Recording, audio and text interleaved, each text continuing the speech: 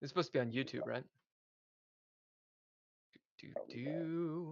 Making sure we're live. Looks like we might be, but it doesn't say. Da da da. Doesn't say we're live yet. Pause for station identification. Indeed. This is the part where we start saying random stuff, and then Uh-huh. YouTube all of a sudden says, "Hey, by the way, you're live." Right. Exactly. Right in the middle of me talking about, I don't know, how I took a shit or something. It's gonna be like, oh, bam, yeah, I heard all about it. Thanks, Yeah, YouTube. I don't know why it's not live. Maybe it's me not hitting the button right. Well, I've gone down a rabbit hole of wrong buttons. It's all I insanity feel like now. when, yeah, this is a roll for sanity. Nothing but cats.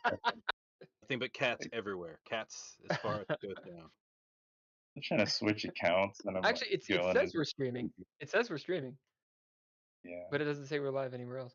This is the Let me best update. part of the show. Yeah, Part this where is we the try to best figure out part. whether we're streaming or not. I think it's we gotta be streaming. Restream says we're streaming. I'm changing the the name. wrong. It's the wrong name. Yeah, I'm changing it right now. I'm gonna Okay, give you some cool, vocal cool. fry. Yeah, I'm changing it right now. Come on, Coming to YouTube. you live. Coming to you live. You know, Tonight. apparently, hey, we are live. Tonight only.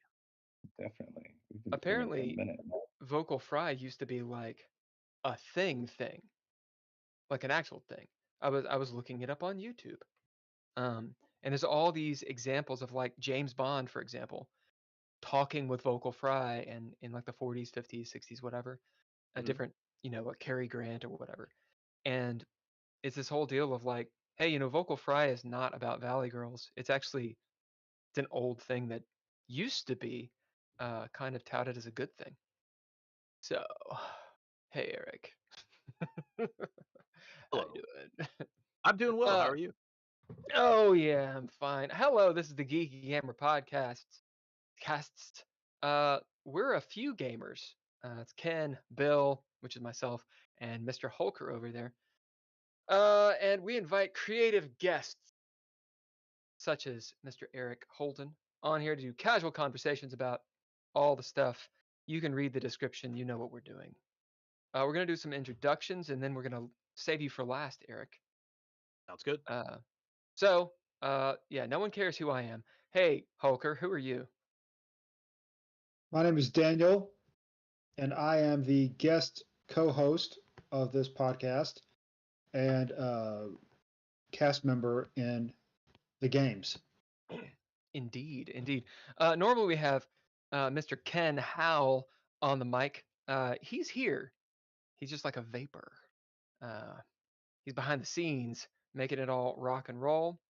And Ken is a filmmaker and all sorts of things, and we can talk about him because he's awesome. He's also a cast member on the campaigns I run. Hey, Patreon, thank you so much.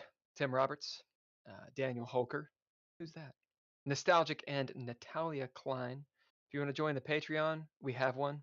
It's patreon.com/DreadLore. That's LORE.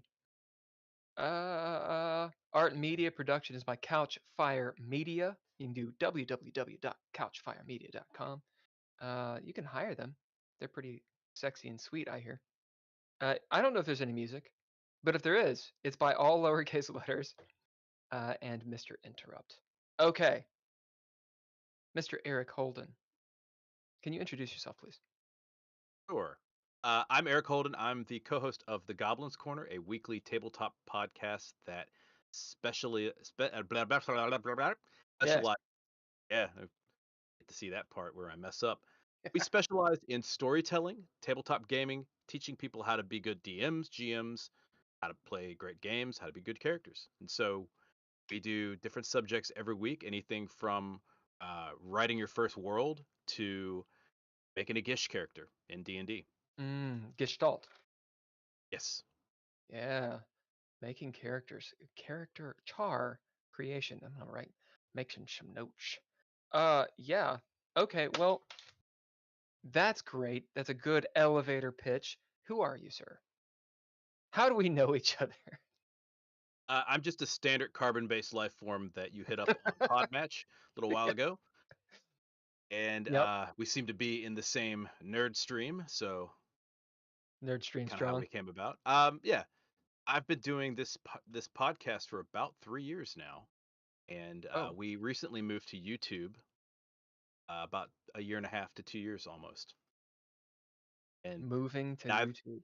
Yeah, well, we were on Spotify. We're still on Spotify, by the way, and iTunes and everything else. Then about a year into it, we decided to make the jump to video. Neither of us, by the way, know anything about audio and video, so I got to learn all of that on myself. And we built this delightful studio, which you see behind you, part of it at least. We've been having fun the whole time. I am sharing right now your socials. So if anybody's on the chat, or I should say on YouTube, because it won't, the tubes of you, you've got goblinscorner.com, and then their Twitter handle is /goblinscorner. And your Instagram is the Goblins Corner, right? Yeah, that's correct. And we're also on Blue Sky and Dice Camp as well. Okay. With Mastodon or anything. Goblins Corner. We're pretty much everything is Goblins Corner except Instagram, which we don't really do much with. Dude, I will go on a tirade about Instagram and social media and such, but we'll save that for later. We don't need that right now. Right. I have looked at some of your website. I checked out a little bit of your Instagram. I attempted to make an Instagram of my own using that to promote. Really cool production quality. It seems like you guys do a lot with D&D, but just kind of gaming in general. I'm seeing NPCs, subclasses, spells, and stuff. It looks like for a video game of some sort. Oh, for D&D. Or is that 5e? Oh, that is 5e. It's 5e stuff. We talk about a lot of different things. Most of our listeners tend to ask specifically for 5e, although I have played every game under the sun. I mean, you could see a lot of first and second edition behind me, but on the other side of the studio, there is White Wolf games. In fact, I play tested a lot of White Wolf as they're based out of Stone Mountain, Georgia, which is right down the street from me. Yeah. And I've also played lots of Shadowrun, GURPS. Oh God. Multiple different games. Yeah. I have played many different games over the years. There's a Troika book behind me. I got the new Fallout RPG. Oh shit. Is it D20? It is. It's interesting. I don't like the D20 systems. Is it double D20 or is it just straight up D20? I believe it's double D20. Yeah, I haven't actually looked too much into it. I briefly looked at it. It looked very much like a battle map type game system and less like a role-playing game. So I kind of turned that off and started digging up more White Wolf stuff because I'm running a Hunters campaign right now with my with one of my groups. Yeah. Oh yeah. They're tiny and human, and vampires and monsters exist. Now, is this a fuck? I know White Wolf just came out with a new vampire. It's like vampire. It's like second edition, or is it fifth edition? Yeah, I think it's like 6e or whatever it is. We're playing, I think, the one that's out of Onyx Path. Okay, so the 5e stuff. Okay, yeah. The Vampire the Vigil. I'm sorry, Hunter the Vigil, and then Vampire, the name I can never remember. So I played Dark Ages and Vampire the Masquerade, so Old World. Then there's New World, which is Vampire Requiem. The rules are a lot better. Of Darkness. Chronicles of Darkness. That's the one after that, which is what we're in. So that's what you're in. Yep. So what I heard was the newest, or the Onyx Path version of Vampire, goes back to the Masquerade lore, but it uses an updated rule set. Is that true? I've never touched it.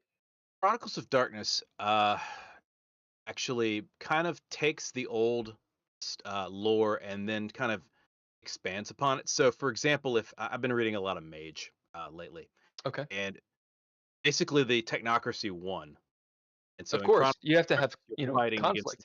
Yeah, they're called the Exarchs now, and so they spun up a new lore, but it alludes to like previous storytelling, and they did a really interesting way to do it in that That was the old world. We have no idea what happened because when Right. they remade Okay. the universe, everybody forgot. And I thought, Right. oh yeah, that's cool. You're a mage. You're rewriting reality. Yep. Yep. Vampire is a lot more brutal in Chronicles of Darkness. Kinda are stuck to the cities, and then there's crap out there outside the cities that just wants to tear you apart. Most likely werewolves. Oh. Yeah, Okay. it's a lot darker. It's really interesting, and there's a lot of really cool characters. I especially love the game Sin Eater, which Okay. you get to Never heard play of as basically play as a revenant. So, Okay. if you remember Wraith from old school World of Yeah. Darkness, the idea is that you die somehow, whether through Mhm. your own fault or someone else's. And then on the way to the underworld, this Geist, like a powerful undead spirit, comes up to you and is like, "Hey, buddy, you want to make a deal?" And so you kind of fuse with this spirit, come back pissed off and ready to Uh, rock. Is it? It reminds me of Shadows of Mordor. Is it like that? Sort of, yeah. Did I get the name right? I've never played that game. I've watched the video walkthrough. The biggest difference is you come back and you've got this other spirit in your head, Mm, and it doesn't necessarily want to do the same thing that you want to do. And right. so you kind of have to like deal with it. So think one part the crow and one part multiple personality. Yeah. That sounds so. It's dope. Sh- Shadows of Mordor. That's the one where you're the ranger that gets brought back by Celebrimbor, I think, right? Celebrimbus? I can't. He's the dude who made the rings, who literally forged the rings. Mhm. There's a second one where essentially Shelob is like an anti-hero-ish type thing. And in that, Interesting. the wraith that is keeping you alive is constantly like working against you. And you have this split. There is something that reminds me of, and I can't. It doesn't matter. Doesn't matter. Anyway, that sounds really cool. So Yeah, you're a revenant in this game. yes, Right it's a lot on. of fun. At Mm, some point, I'm probably, I'm introducing my players to the Chronicles of Darkness, so they're all playing humans right now. But at some yeah. point, they're all gonna die Oh, of horribly. course, of course. Come back as a mage Uh-huh. or a vampire or even a revenant of some sort, like a sin eater. So That'll be interesting. a lot of So fun. so do you do the thing, and maybe the new system corrected this.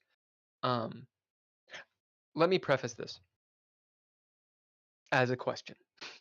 Okay. Reconfigure this as a question. How do you feel about mixing and matching those different lores in the White Wolf universe in a single game? I'm fine with that. Lore to me is whatever is necessary to build the story. One of the things that I'm really interested by the way, I haven't read any of the new World of Darkness, the 6e stuff that's come out. I think Oh, it's just neither have I. Vampire anyway. But Okay. Chronicles of Darkness I've read pretty extensively. One of the things I like about it is you can use it by itself, like one individual game, or you can use it uh, together. And you can kind of buffet table it in many ways. You could take lore from one aspect and kind of incorporate it into your story, or you can Mm, take two conflicting pieces of lore and it's purposely conflicting as well. And that's kind of cool because not everything the characters know. And in fact, there's a lot of things that they only assume. And mm. that kind of gives an element of mystery into the game, which is a lot of fun. Plus, I love scaring my players. So, Right. So you're actually doing it like a horror game. yeah.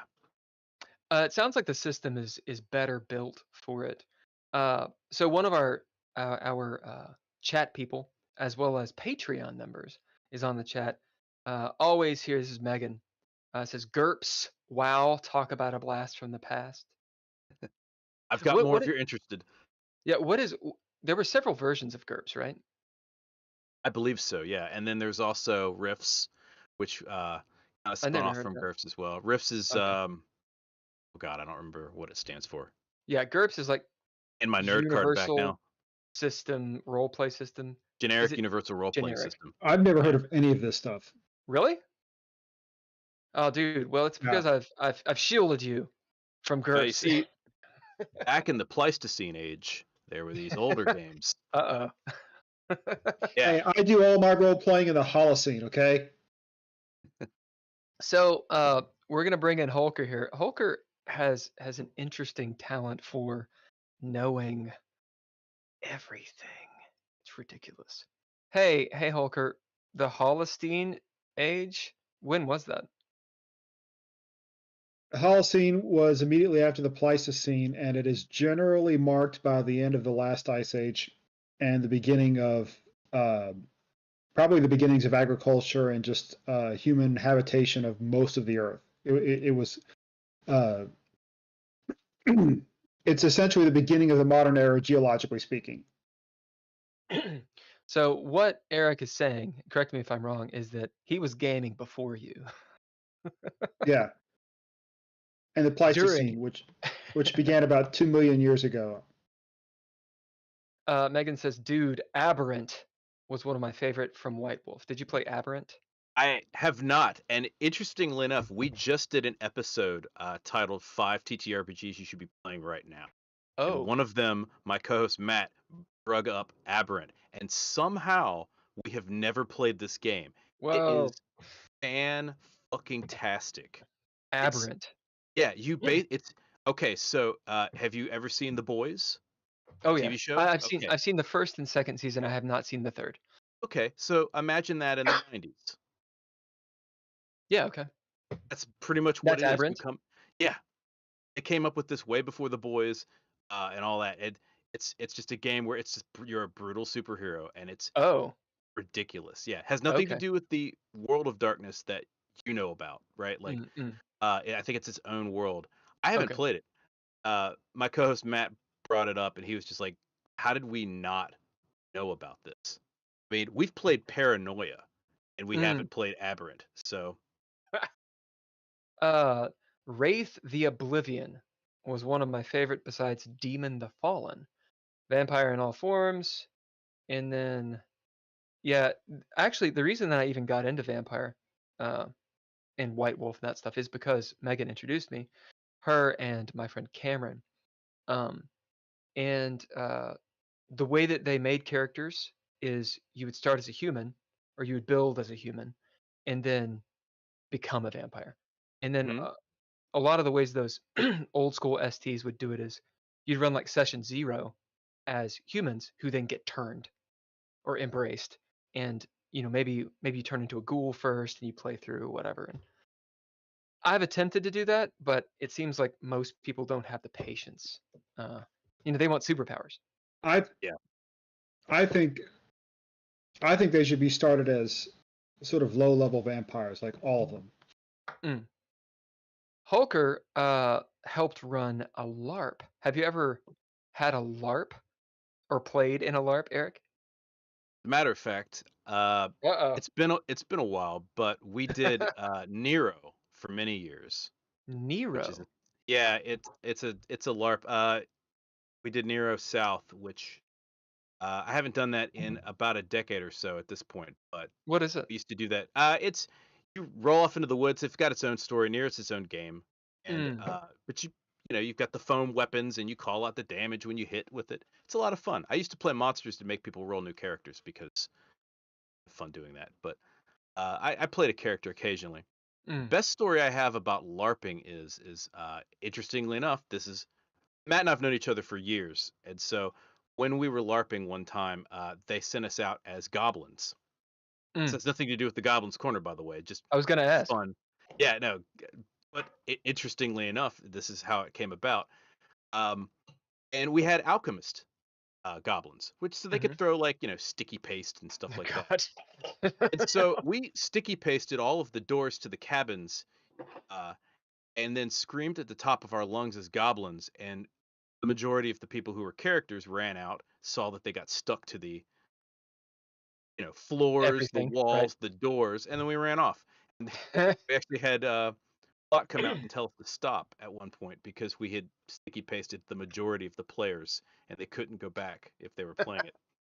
You broke the game, which leads me directly into the horror of Gestalt. So without Ken here, I normally he and I bounce sort of like a pendulum.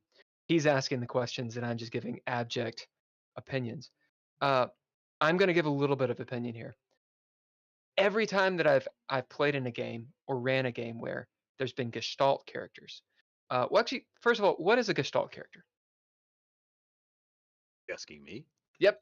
In general, a Gestalt character is one where you have two different classes and you're running them side by side. So you might have a wizard with the subclass that you play and a fighter, right? Subclass. Right. That's the traditional Gestalt character. It's like a wizard. Now, in 5th edition with the subclasses and how they've built it out and multi-classing, I generally never play Gestalt because you can multi-class build something and it just seems a little bit too crazy with playing a Gestalt game. That's a lot of stuff. I mean, so unless you're going like when super did you, epic wizard. Yeah, when did you jump in? When did Gestalt characters come out? I think Gestalts have been around since 1st edition. Oh shit, I didn't realize that. Yeah, I know that seems like a mess. I know they're around in 2nd. I don't even feel like grabbing the book behind me. Probably. Oh no, show off your books, man. See. Dude, those books are worth money. Hell yeah! Right. Look at that artwork. That's badass. Let's see if we can find where it is in here for Gestalt characters. That's really cool. So Gestalt characters were formalized in way back then? I thought it was. I heard about it in 3rd ed. Maybe because I always thought multi-classing was when they formalized that in 3rd ed. I think you could do. Yeah, I think it's 2nd ed when it all came out. Megan says 2nd edition. I haven't. We have the internet to look it up, but we obviously aren't doing it right now. So it doesn't matter that much. Someone can correct us, and we can get the engagement. That's fine. The thing about playing Gestalt, though, and this is where it's different than multi-classing, is when you're playing Gestalt, it's a lot of bookkeeping to play, both as a player and as a DM. And 9 times out of 10, nobody wants to do that. And unless you're one of those people that love it. Yeah. I mean, if someone loves to do that and would want to run something like that, I would be fine running it. Well, okay, so there's the issue of, do you have 2 character sheets? No. A lot of times you just have the same character sheet and you just have the classes kind of side by side. And there are rules like you take the better base attack and the better saves or something like that. Pretty much, yeah. I recall. It's been a while since I've done one of those. And again, I think multi-classing kind of just 86 is a lot of that anyway, because if you're going to play a multi-class character, then that pretty much is the best of both worlds. Well, and this is the issue that I always had was, and why I remember it being in 3rd edition. Granted, that's where it started.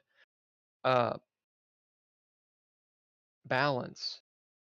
But then, like, if you wanted to do a Gestalt game, you're really not concerned about balance. You're superheroes that can then take on the epic things while you're not epic.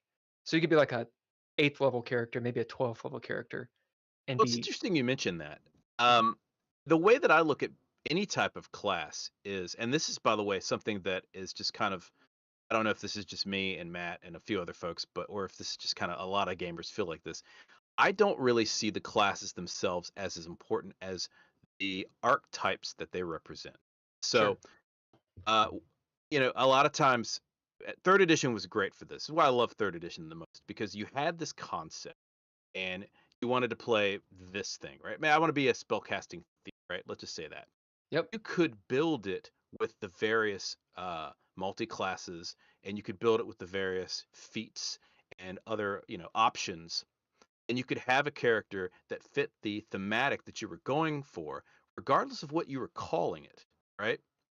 And 5e does a little bit of that as well, but it's a little harder just because 5e didn't have the extensive amount of ridiculous splat books that 3rd ed had. I mean, half the weight of my bookshelf behind me is 3rd edition, and it's a couple thousand pounds of just content and lore. It's amazing how much they had. Megan and I had a friend, still do, I guess, named Randall, and this is before I actually played. I would see Randall coming to the coffee shop or wherever, and he would have one of those massive, like, tailgating style coolers that always behind him. And I was like, damn, dude, you got some drinks? No. Full of gaming books, and they were all like those D&D splats and Planescape and all that crap. Oh yeah, Like it was legit. that's how it used to be, man. Before we all had laptops, and now you can just buy a PDF and have all of it on one thing. Yeah, So I mean, much some easier. PDFs are free. Some PDFs of tabletop role-playing games are free. Well, there's a lot of good third-party content out there as well that has been producing stuff. Anything from DM's Guild, for example, or Drive-Thru. There's a ton of stuff out there for 3rd edition, 5th edition. There's, the OSR movement has just exploded. We're going to get into all of that. Hulker, who is our sponsor tonight? This seems like a good time. We're sponsored by a hat.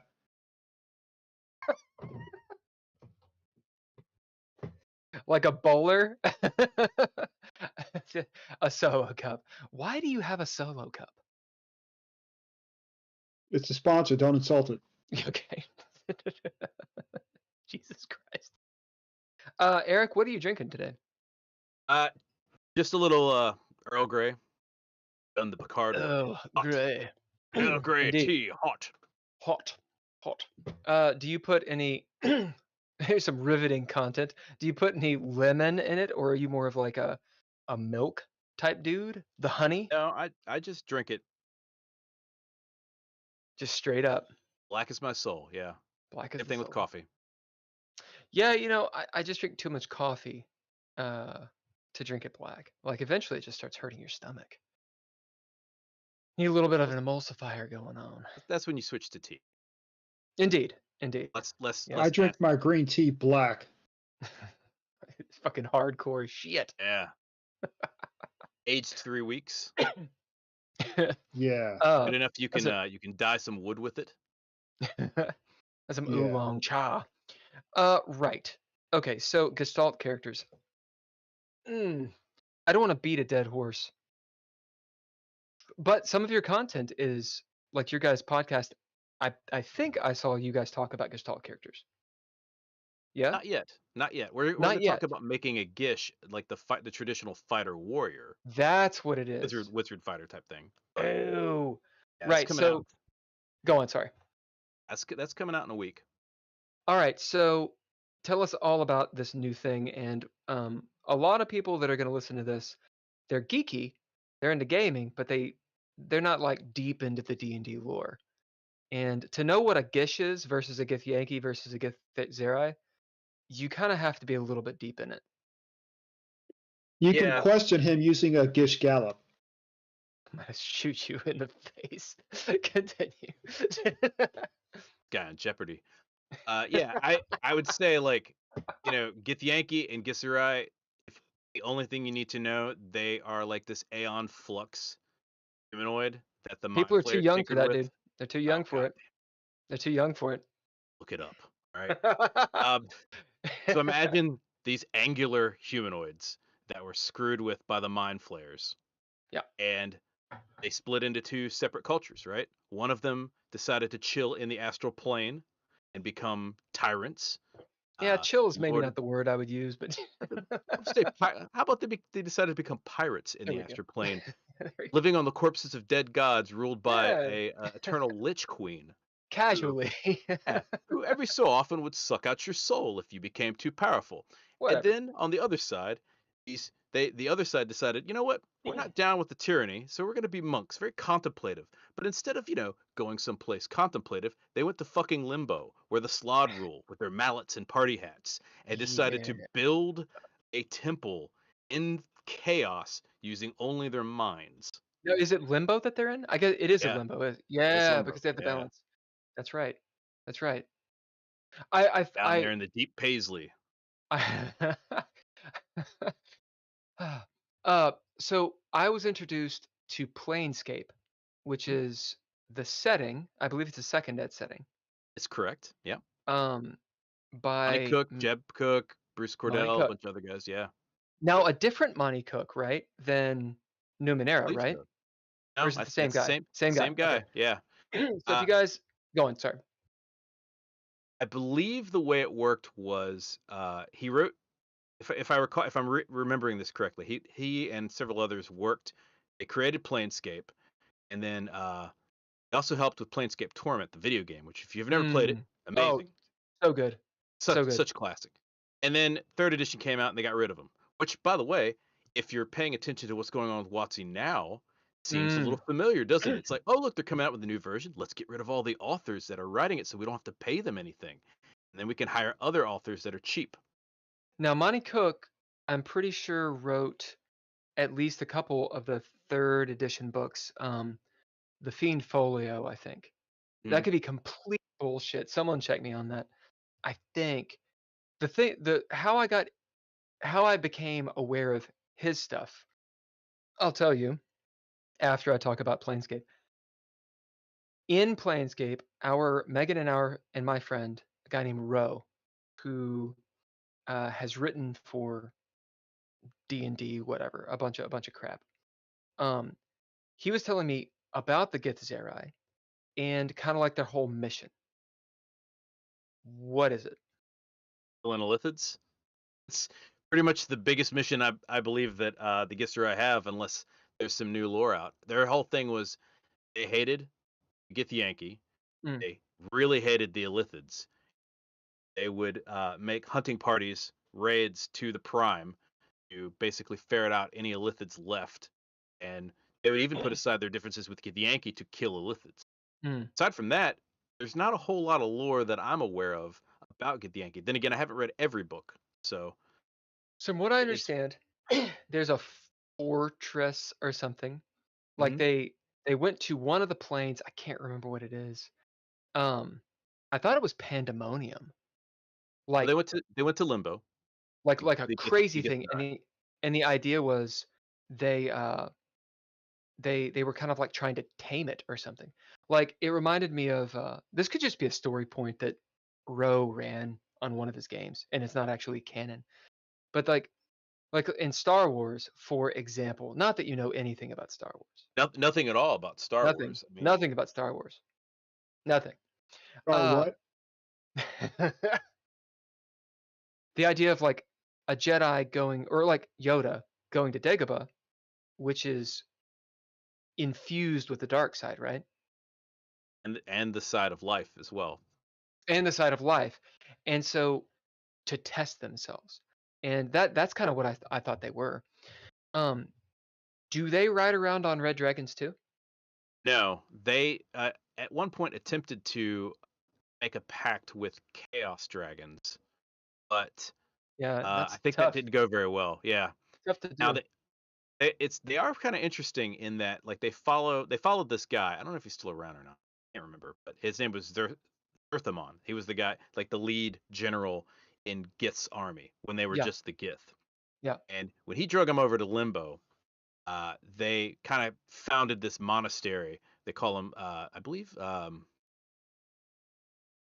Followers of Zerth or Zerth. That sounds really. Yeah, familiar. I don't remember that right now. Sounds really familiar. If I was looking at it, I would sound a lot more knowledgeable about this. But the idea is that chaos is completely random, and you can exert your will upon chaos and actually create stuff, right? So if you're hanging out in Limbo and you think about a cheese sandwich appears. Right. Delicious. And you eat it. And then you forget about it and it turns back into elemental chaos, and now you've got a hole in your belly because it turned into magma. But if you maintain that concentration and build all kinds of stuff. And they built this entire like fortress, big city, and they've expanded out and stuff like that. It's really interesting. So this is what I'm thinking of erroneously. That's exactly the idea of like their mental concentration. Let me topic switch again. Did you read? And I'm gonna jump into the deep end here. And it's like I don't know how to swim. Okay. Cable versus Deadpool. Okay. Did you read it? If I have, it's been forever. All right. I haven't read too of much. both of them. So the idea is, what if Cable is cured, or not? Isn't cured, but he's able to overcome the technovirus, like that has his arm going. Then he would be the most powerful psychic. Exactly. In the universe. And so there's this whole thing where he has this except for Franklin Richards, but that's a different story. Who is Franklin Richards? The son of Reed Richards. He's like an Omega level god. Why is it always the progeny of the X-Men are like super powered? Because we like superheroes, and it's you gotta kind of edgelord it the more you go. Like Mm. you're never gonna have a son of an X-Men that's less powered than the father. But it'd be way Although that would cooler of make a it, story. what an awesome story would that be? That'd be an Like, awesome story. can you imagine like was it Cyclops and Jean Grey? They had a son instead of, I can't That's remember which Cable, one it right? was. Yeah, yeah. Yeah. But can you imagine like maybe they had Cable, but maybe they had another son. We'll just call Yeah. him Bill, right? Bill Summers. Bill Summers, his ability, he was great. He could make tea hot, and that's all he could do. That That's was what his he could ability. do. He could Just warm shit up. listen, dude.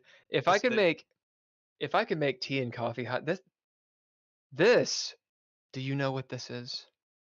For anyone who's listening on Spotify, I'm holding up a mug. Do you know what this is? It glows. I just want the mutant ability to clean my room. Just to have it. I want, you know what I want? I want the 5e spell, Prestidigitation. Dude, That's what I fuck yeah. Fuck yeah, you do. You should It's take that amazing. spell every time. You know, Every time. if you can warm up your coffee or your tea, you can also pretty effectively de-ice your car before you go to work. Dude, the most useful Mm. ability. So kinetic energy to like excite things. I mean, it's I mean, man, I'm like gonna go on Gambit. like Gambit. Boom. Yeah. Exactly. So what is Gambit's actually power? His actual power? He accelerates molecules until they explode. When he tosses like a card, it's something, and then the kinetic energy releases. Yep. Being able to do that. Holy shit. Let me bring it back down. Traffic would be great. I would just have Mm. cars exploding everywhere. I live in Be like, Atlanta, man. There's a lot of traffic. All right. dude, there's a Road lot of rage is traffic in real. Atlanta. Oh, There's yeah. a lot of road rage. A lot of road rage. Hot Atlanta, similar in some ways to Los Angeles in terms of the road rage and the More insanity. rain, but yeah, I've been to LA. Yeah. The road rage is real there too. All right. To bring it back to zero, why the Goblin's Corner? What does this name mean? What is this? So to go on that, I have to dive back a few months before that. The pandemic breaks out. I'm an improviser. I've been improvising for about 15 years. Yep. And our theater closed down during the pandemic because you can't have a live show in front of folks. Oh, you're an actor. Yes. Okay, right on. And then, so where I'm stuck doing nothing, right? And so I'm sitting with my buddy Matt one night. We're talking about stuff. Most of the time, it's probably about a game we're playing, D&D or something else. And we just kind of came up with the idea that, hey, wouldn't it be interesting if we just talked about this online? And so we did. We did a couple of like Facebook lives that we've since deleted. We thought, oh, this is a lot of fun. We got like 20, 30 people watching us and stuff. Let's just do a podcast. That sounds fun. Awesome. Everyone's doing a podcast, right? And it's not like I can go back to my theater anytime soon. In fact, it was like a year before we were able to actually, perform in public. Did you say So, when this was? Was it 2020? Yeah, about 2020, I'd say. Okay. 2020, 2021, right around there. So the idea of, we had a lot of options, right? Live plays were big. We thought about doing live plays. We've done some live plays. In fact, I've voice acted in a couple live plays. But that's a lot of investment. That's a lot of time. And what most people don't know, if it's a good live play, it's a lot of money involved too, because you have to pay the actors. You have to have a studio. You should pay the actors. Let me put it to you that way. Unless they're friends, right? You could also, have a nice set. You have to have a place to do that. And then you have to herd cats because actors are somewhat fickle. At least everyone I've met. And we really didn't have the time to do that. We both have day jobs. And so we're like, you know what? In the evening, once a week, let's meet up. We'll talk about what we always talk about, which is like D&D and games. And most importantly, telling stories. How to tell a good story. How to teach people how to do that. Because I was reading Reddit and Twitter and everything else, and it's like everyone's like, man, I really don't know how to make NPCs. I don't understand, like, I'm in this situation. My players are pissed off, and X, Y, and Z, and we're like, these are easily solved. And so the Goblin's Corner came about because of that. And the idea was like, would it be cool if we were just kind of sitting these two goblins in the back corner of a tavern, just dispensing wisdom like, small green Italian mobsters. And so that's how it came about. And the name kind of stuck. I'm going through your podcast episode list here, and it seems like you're covering the whole gamut of D&D lore and angles for playing a character. I see you got one about how to DM a volcanic encounter. That's right. So we need to know about that. But okay. Well, terrain is a big thing. And one of the things when we were starting this podcast, we're like, you know what? No one ever talks about, like, I don't know, the difference between you're playing a game on the plains or in the mountains or in a forest. And so we have a kind of an ongoing terrain series, a whole playlist for it. But volcanoes is one of my favorites because it's the traditional red dragon in a volcanic caldera. I see. How do you play that? How do you set that up from a gaming perspective? What are some things to think about? What kind of monsters? What's the ecology? Remember, this is a magical world, so anything goes. How do you set that up? You want to kind of have some logic. In improv, we say, if that was true, what else is true? So what else is true about, all right, there's a dragon that's in the volcano. Cool. The dragon's got to eat. What's he eating? Right? Is he raiding the surrounding countryside? He can't eat magma. There might be a whole ecosystem that lives in a volcano. Which there is, by the way. There's fire elementals, and there's dwarves slowly cooking. Right. There's dwarves. Because dwarves do what dwarves do, digging deep. They could probably get out in a hot spring. Yeah. If that is true, what else? Looking for is ball true? Very rogs. good. Very, very good idea. I mean, you can apply that to a lot of things. I mean, so you have an entire podcast episode about this. I don't want to. I mean, obviously, people can go listen to that, and you can get deep down into it.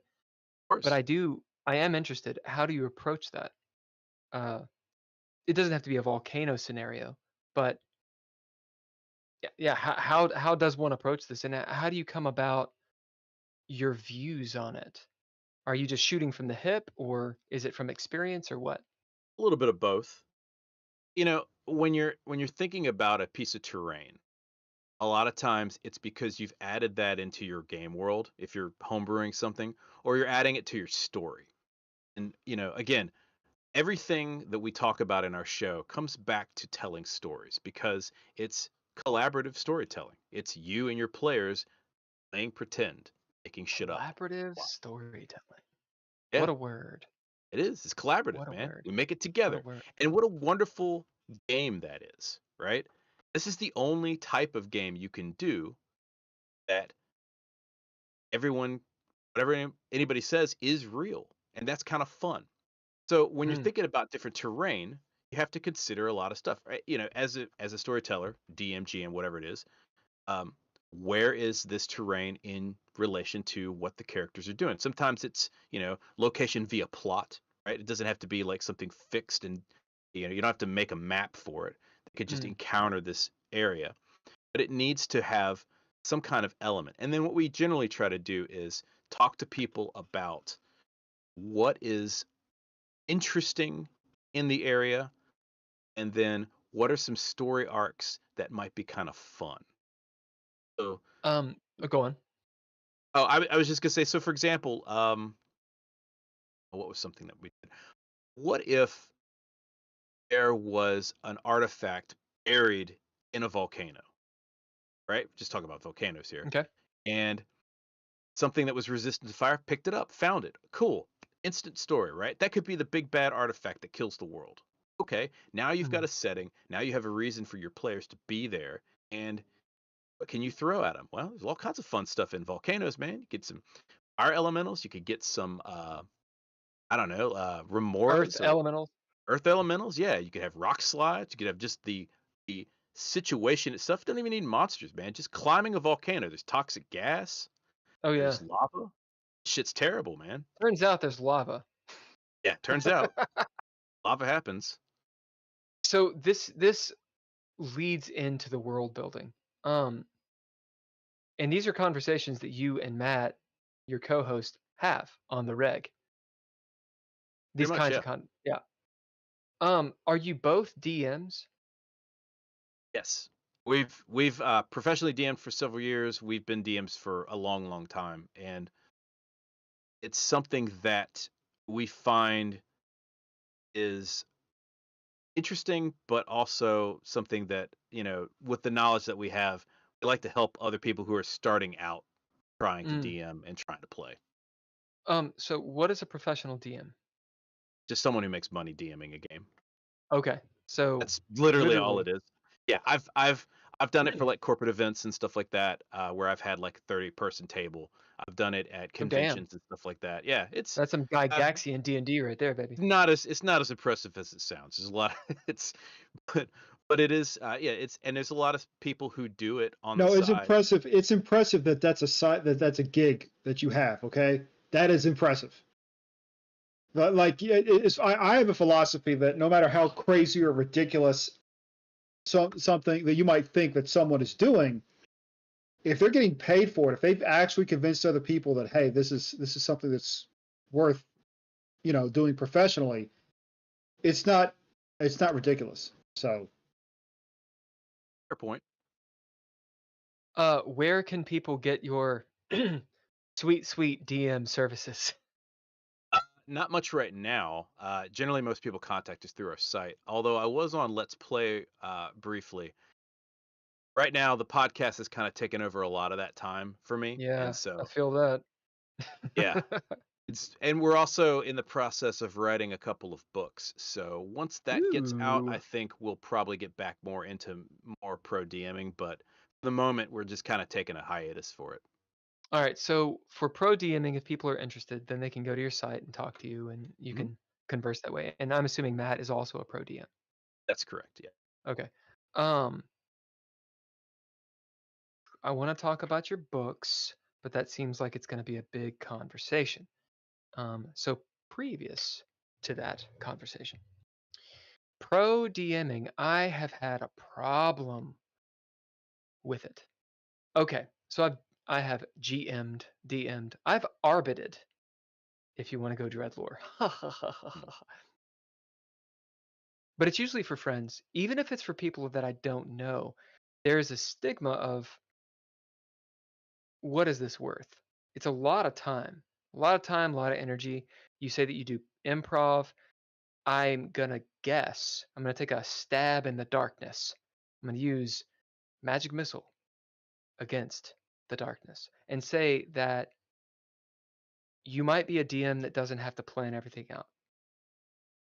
You would be correct. And that's a lot of energy, right? Well, not necessarily.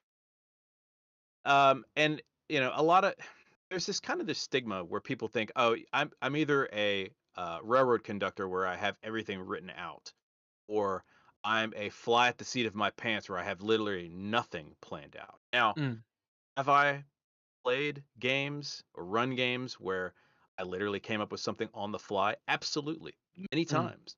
But what works best oftentimes is to have an idea or a series of ideas, even just like a bullet point, so that you can riff off the cuff. Right. Because you do want some logical progression in a story. And so when I do DM, and obviously when I pro DM, I put a little bit more homework into it as well, because we want to have some semblance of a story. And if you're writing a module, then that's another example. Yeah, you have to. You kind of have to do that. But you also have to understand, in terms of improv, players are never going to do exactly what you want them to do. What the fuck are you talking about? They never go directly into the dungeon. They always go to the bar first.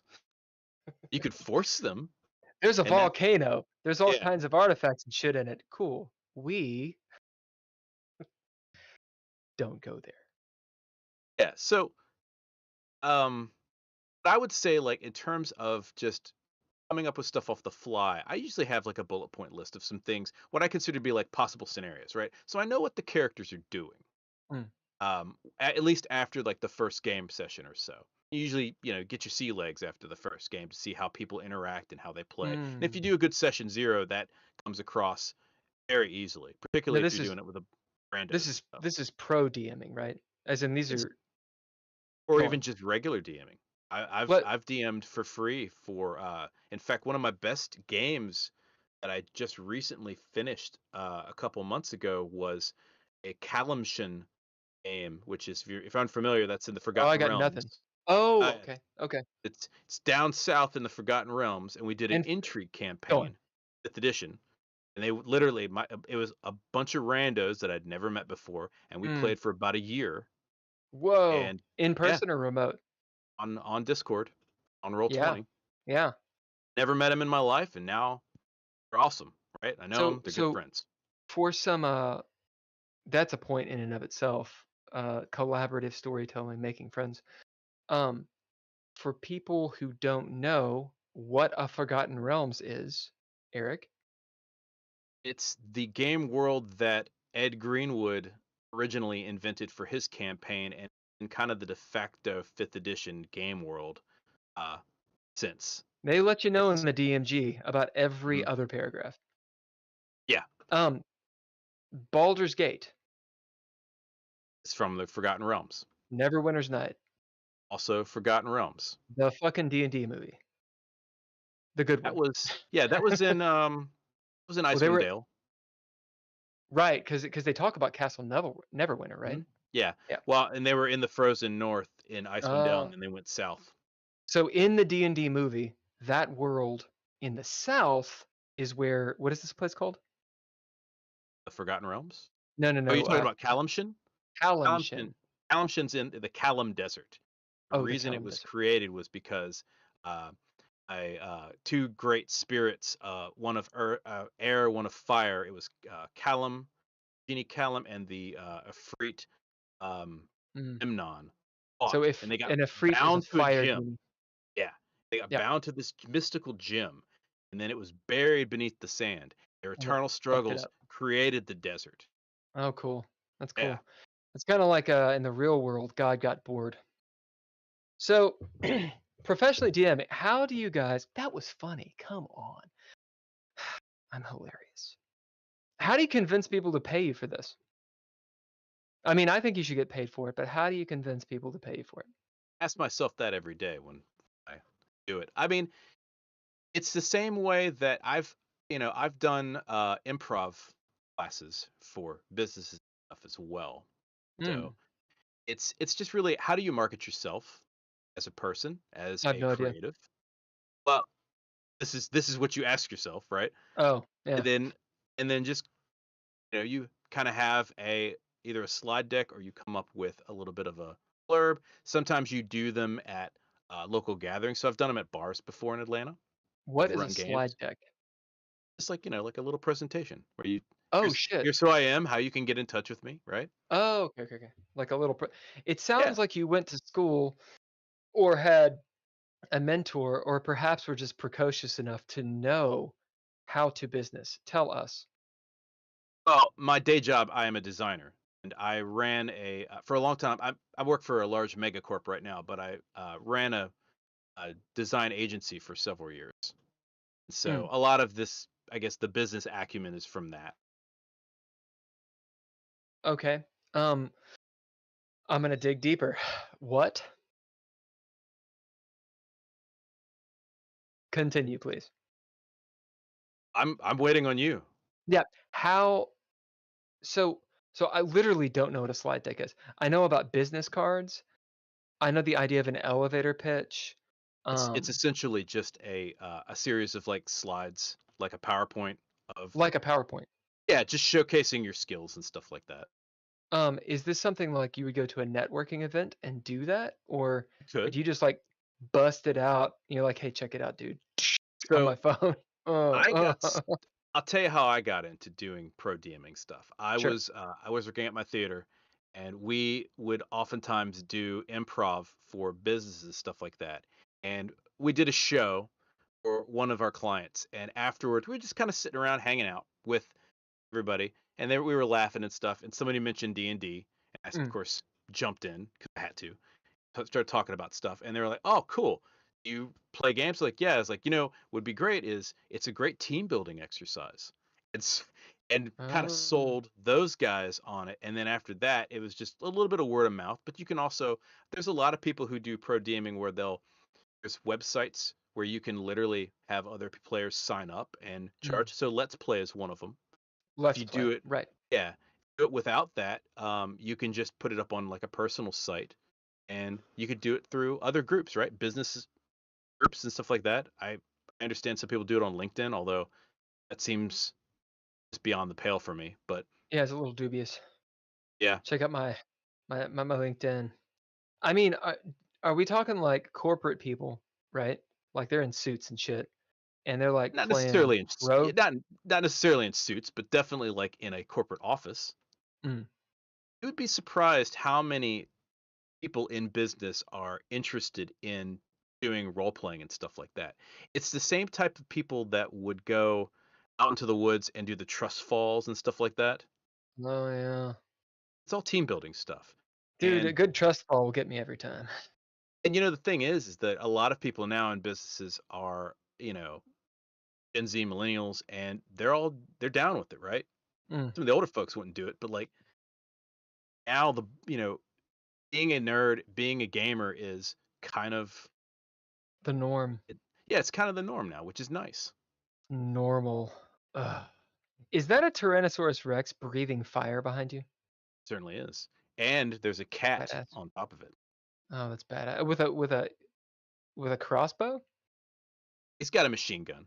That's a machine gun. Everybody sees it but me. Great. Welcome to the internet. That's awesome. That reminds me of the 3rd edition epic level handbook. There's a little bar at the bottom. You know what I'm talking about? And it talks about like, hey, when you get to this point in the game, understand the ridiculous nature of the encounters you're going to have. Yeah, there's a lot of ridiculous stuff on our I'm just looking back and forth. I've got a whole bunch of weird stuff here. I did a lot of miniatures and stuff during the pandemic. Yeah. I'm an artist, so like Yeah. crafted like houses and miniatures Badass. and stuff like that. Is that the Dwarven Forge stuff, or is it just something you made? I made that out of foam. Oh, that's cool. Yeah. Sounds like that looks like something you would put in the Warhammer campaign. Do you do the Warhammer? We have not done the Warhammer. Good. Although I would love to get into that. Fucking Warhammer. Warhammer 40K, the lore is awesome. But I'm gonna not bitch about it. What is that fucking? I've had some fun experiences with Warhammer. Well, everybody's had some fun experiences with Warhammer. I've been come on, Hulker. I've been kind of binging on the lore lately with Warhammer on YouTube, and I gotta tell you, it's good. It's good. Great. It just depresses me. Well, it's what the Imperium of Man is just. I mean, everybody is just shit on in these hive cities. It's they're literally all men. eat your corpse starch. Come on, dude. So Grimdark, I'm pretty sure was coined by Warhammer 40K. Interesting. Pretty sure. What the fuck is that book with Kylo Ren on it? The Star Wars Force Awakens Visual Dictionary. The Force Awakens. All right. So we can. I have a feeling that. Hey, look, it was a gift. All right. It was a gift. I mean, look, Kylo Ren looks cool, and The Force Awakens is okay. We're going to talk about Star Wars here in a second. All right. Let me tell Ken. Looks like the Nocturne House. Indeed. So Ken and I made a short film. I'm an actor as well. And it's called Nocturne. It will be released pretty soon on festivals, and that looks like the location. Your hut thing. Is it a log cabin or is it stone? A wood house here that I mean, that's cool. This is actually I give you 2 guesses what this is made out of. You said foam. It is foam, but what's the base? What do you think the base is? The base of the house, like the foundation? The box that it's made from. They're not toothpicks. What are they called? The tongue depressors. Popsicle sticks. Nope, it was a Pop-Tart box. Good. This is just by the way, this is just the pink foam insulation that I cut up and then textured. Yeah. That looks great. Do you sell that stuff? No. I probably should at some point. Why don't you? So I guess it takes a lot of time to do. This took a little while. The other ones didn't take as long. Got a bunch of weird stuff on here. All these big dice, by the way, are just from conventions. I get this is Keith Baker's signature on my dice. That's awesome. Big old dice. Look at them D&D dice. This I green mean, slime was made from hot glue, I think, as it should be. as it should be. I mean, Right. I mean, I won't disparage you for loving on the D&D. I have a whole thing about D20. All right, Bill's favorite film to hate. It's true. I do kind of hate Star Wars now. We're gonna get into it. We'll do a little bit of chat. Hey Ken, we're gonna go on a break in about 2 minutes, cause at least I have to pee, and we need some water.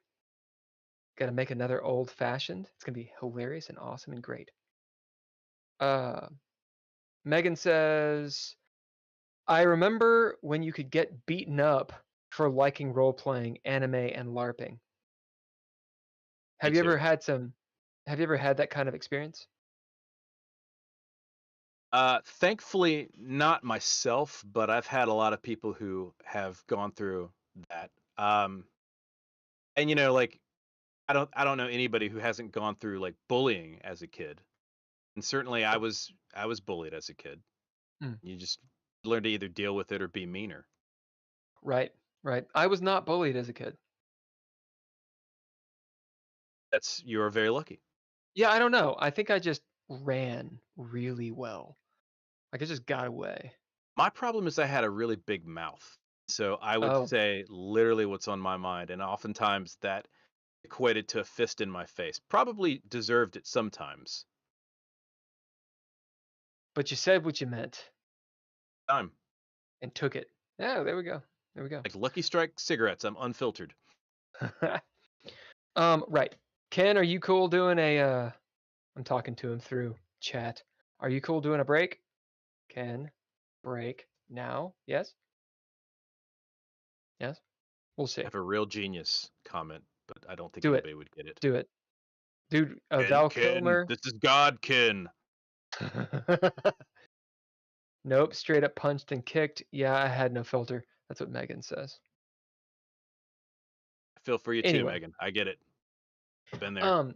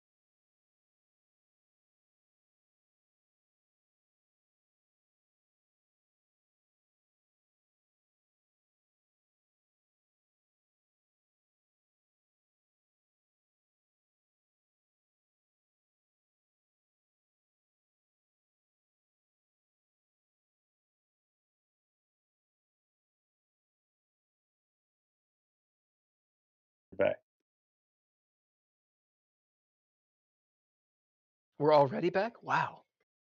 I don't know. I So, kind of like this maybe more. Boom. We just appeared. Goblinscorner.com. Guest tonight, Eric Holden. Fuck yeah, goblinscorner.com. This actually looks pretty good. All right. Now that I have fashioned my old-fashioned. What were we talking about? We were talking about drinks in Dragon Con. Dragon Con. Okay, first time I went to Dragon Con, 2009, with a friend of mine named Trish, and she did cosplay as Groot. Oh, that's that may have pretty been one sick. afterwards, but I'm pretty sure it was Groot in the plant, like the plant form, and she was. Is his name something Hogan? Is it Bill Hogan, who was Colonel Ty? Is that who it was? Damn. I want to find out his name really quick. Actor Colonel Ty. He had a well, that's wrong. Where are you, sir? Michael Hogan. Michael Hogan. Anyway, 2009, that's when BSG, the new Battlestar Galactica, I'm pretty sure that was the last season or when it was really big on Dragon Con. We went. She was real tight with Michael Hogan. He actually went through a pretty big like health ordeal. I don't know how he's doing right now. Anyway, Dragon Con was awesome. Second time I went with the co-creator of DreadLore, dude named Ben, and we had a very good time. And I think I went a third time, and it was really good, but it was very, very different from 2009. Okay, so all of that is 10 years ago. When's the last time you went, and what is Dragon Con like now? Well, we were there last year. We'll be there this year as well. I mean, we try to go every year. It's gotten kind of crazy lately, and the biggest reason is because there's like 80,000 people hanging out in the city. See, when I was there, it was like 50 or 60. Sucking up 4 hotels at this point. Now the good news is that Matt and I both live close enough that we can literally hop on an Uber and roll up there. Right. But if you can't, for those of you who've never been to Atlanta, the city is not really great for walking, and it's not really great for just being anywhere except like where you're supposed to be. And so you got to have a hotel room, and those are astronomically expensive these days. Yeah. I mean, Atlanta's good for like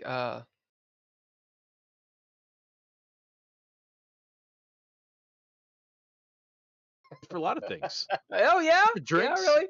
Yeah, like what? We got great barbecue. Our cheese dip is number 1. I mean, you have the barbecue. You have the barbecue of the South, right? Do you have a specific like Jiaojin barbecue? Is there an Atlanta barbecue?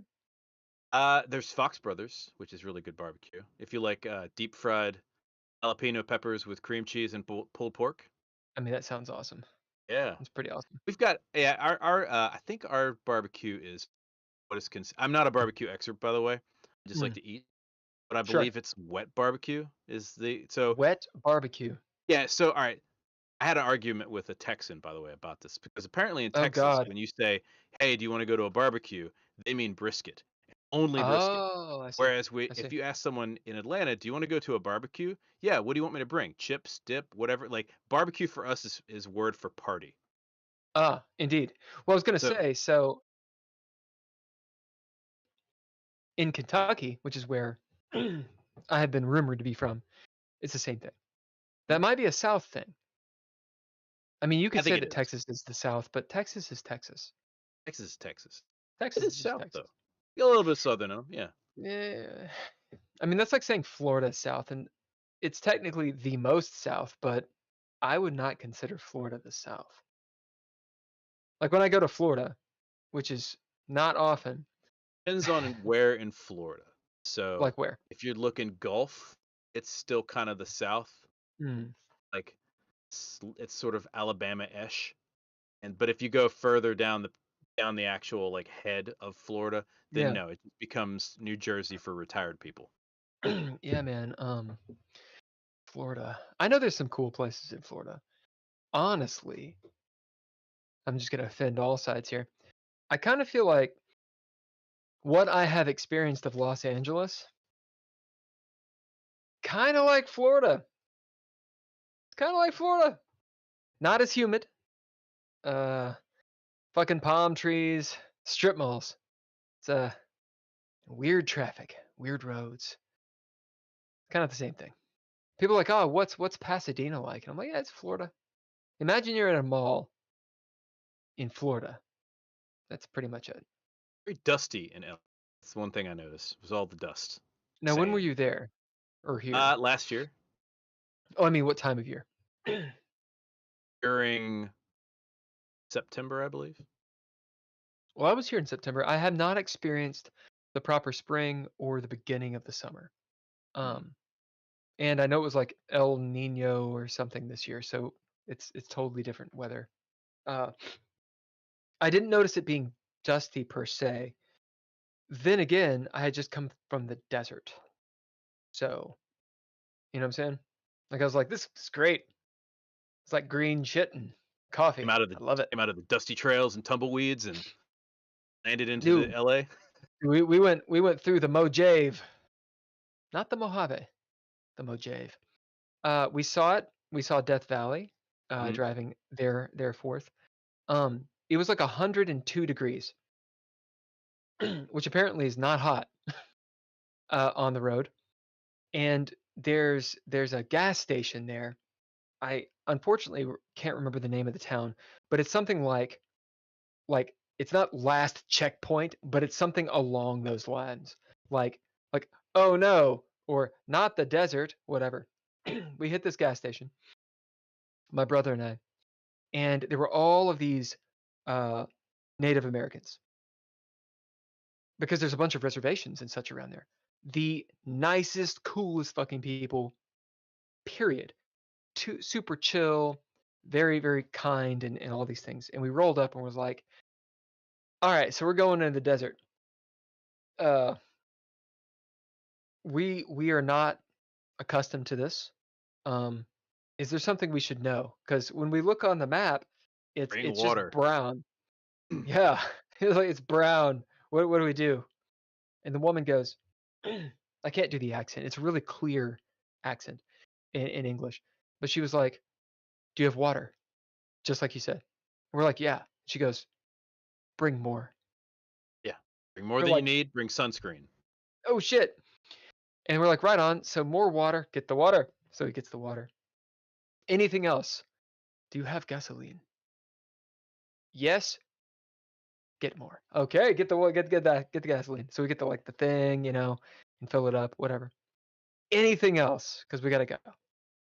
And she says, respect the desert. I was like, okay. Boom, rolled through. Don't be an asshole. Yeah, don't be an asshole. We're rolling through on the highway, killing it. AC blaring. We're sweating profusely, right? But it's a dry heat, so you're fine, right? It's a dry heat. It's not like Atlanta where it's 80 degrees and 80% humidity. Fair enough. No one likes Atlanta. So Big swamp. We're rolling through. We look off to the right, which I think was north, and we see the real desert. And it is this miasma of heat and death. And yeah, that was the desert, man. It was no joke. Pulled off, little oasis, got some beers, drank underneath a palm tree, and realized we were going to Los Angeles. So Los Angeles wasn't really that dusty for us. We just come out of the desert. I took a trip several years ago to drove up Nevada and into Arizona in an RV. We're going to the Grand Canyon, and I got to see a lot of desert during that time. It was interesting, very hot. Yeah, I learned a lot about driving an RV, that I realized that the van life is not for me. I would much rather be in a tent and not in an RV, or in a hotel. Either of those. Being in a cramped, sweaty, swampy vehicle is not fun. Yeah, as Megan says, bog people are no joke. This is true. DJ No Fly, drive at night. Truth. The thing about driving at night is, we were awake in the day, so we're like, what are we gonna do? We need to get through this shit That's when you get abducted in the desert. at night. Yeah, that's when all the UFOs come out, right? They don't abduct anybody in the daytime.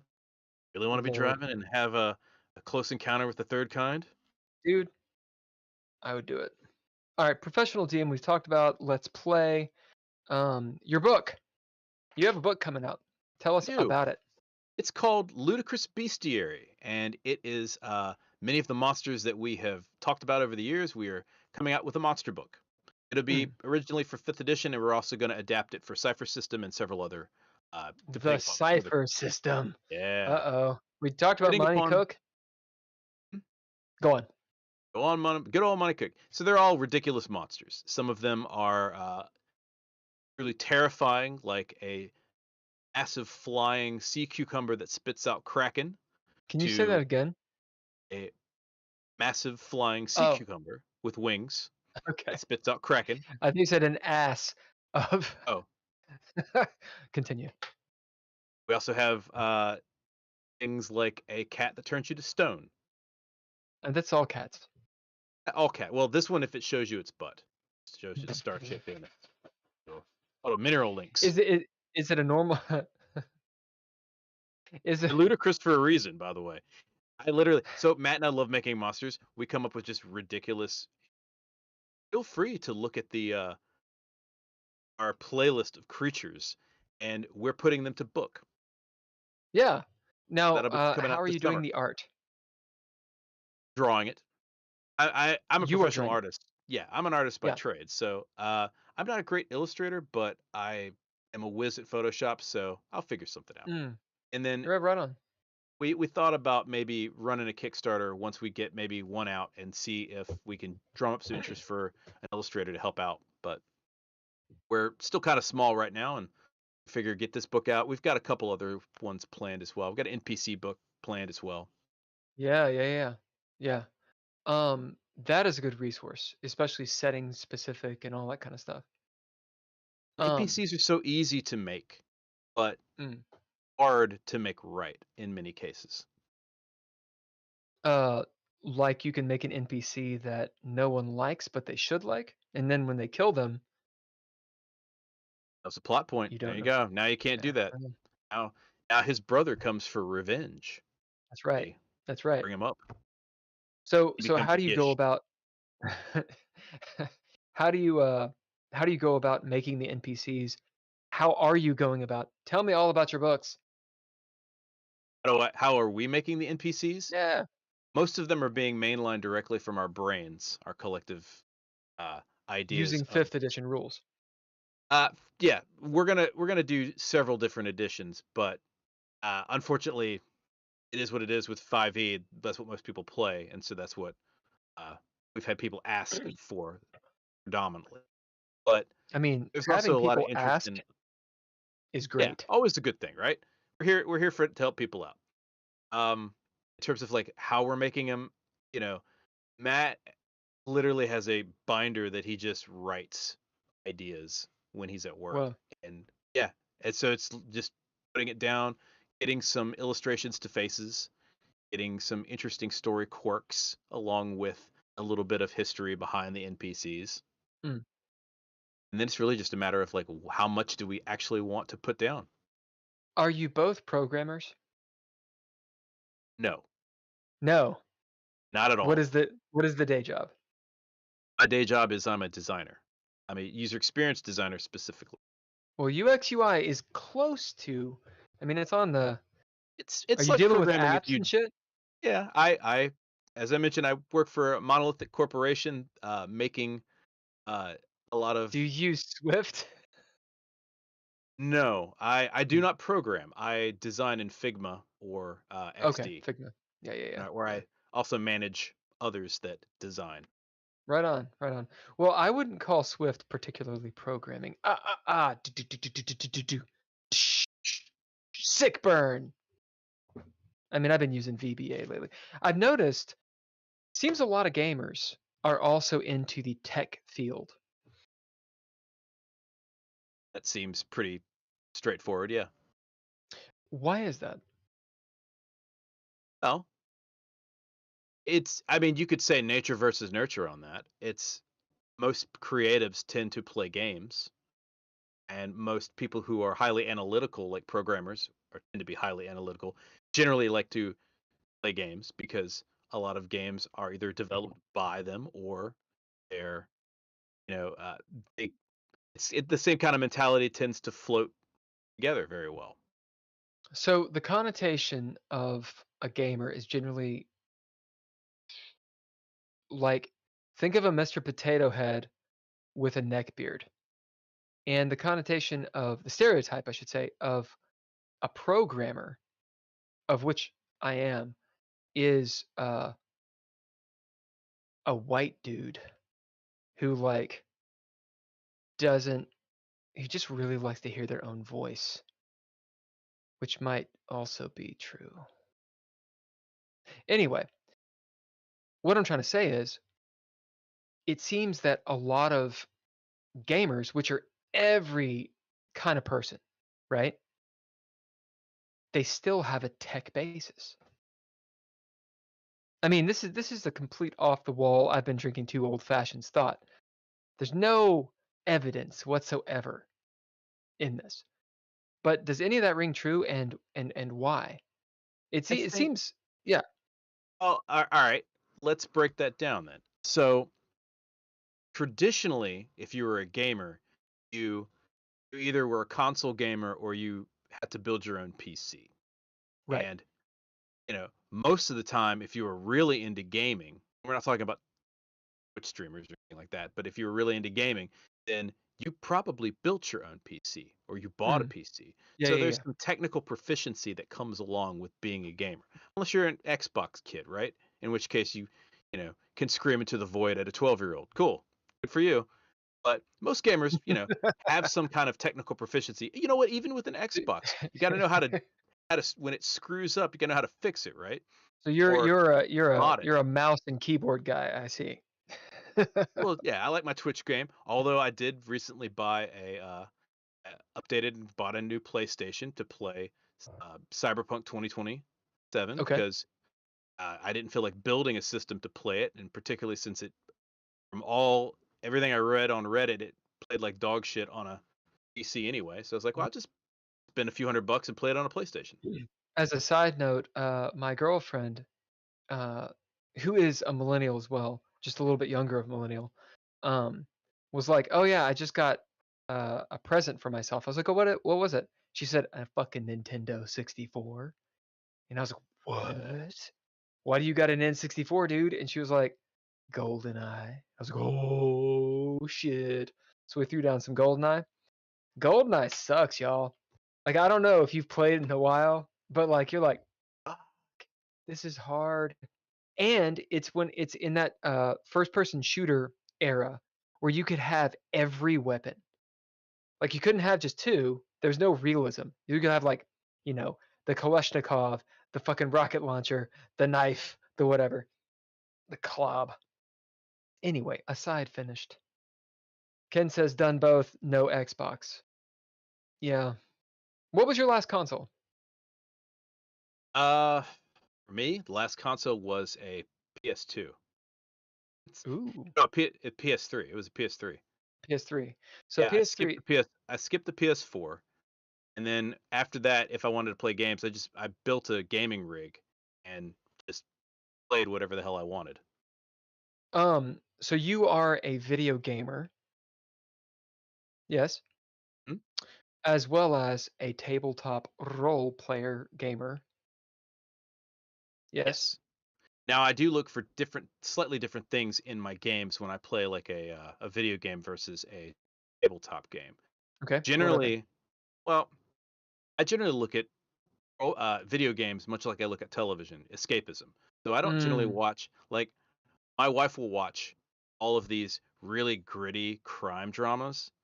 I don't care about any of that stuff because I don't want to be disturbed by something that's too close to real life. Meanwhile, I'm sitting here watching some ridiculous shonen anime, that's off the chain, like some JoJo's Bizarre Adventure or Fairy Tail.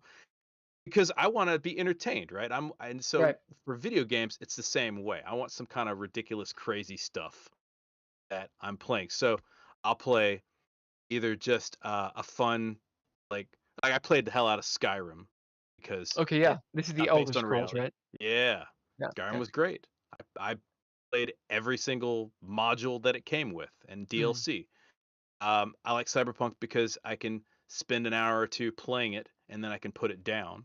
Because as you're well aware, when you're doing a podcast, a weekly podcast or weekly show, guess what? You don't have as much time as you thought you did. Plus, I'm a homeowner and my house is constantly falling apart around me. Yes, a indeed. 1950s house, so I have to also fix things. Well, it's that acidic Atlanta air. Smog in Atlanta, I wouldn't be surprised. Or the water. Or the water. It's the kudzu, man. Jesus. Fucking smells like kudzu in Atlanta. Georgia. Pretty much all of Georgia. Wait until, you should come for pollen season someday. No. Have you ever seen pictures of pollen season? It No, I have starts not. around March, April, May, right in springtime. And you literally can see it fall.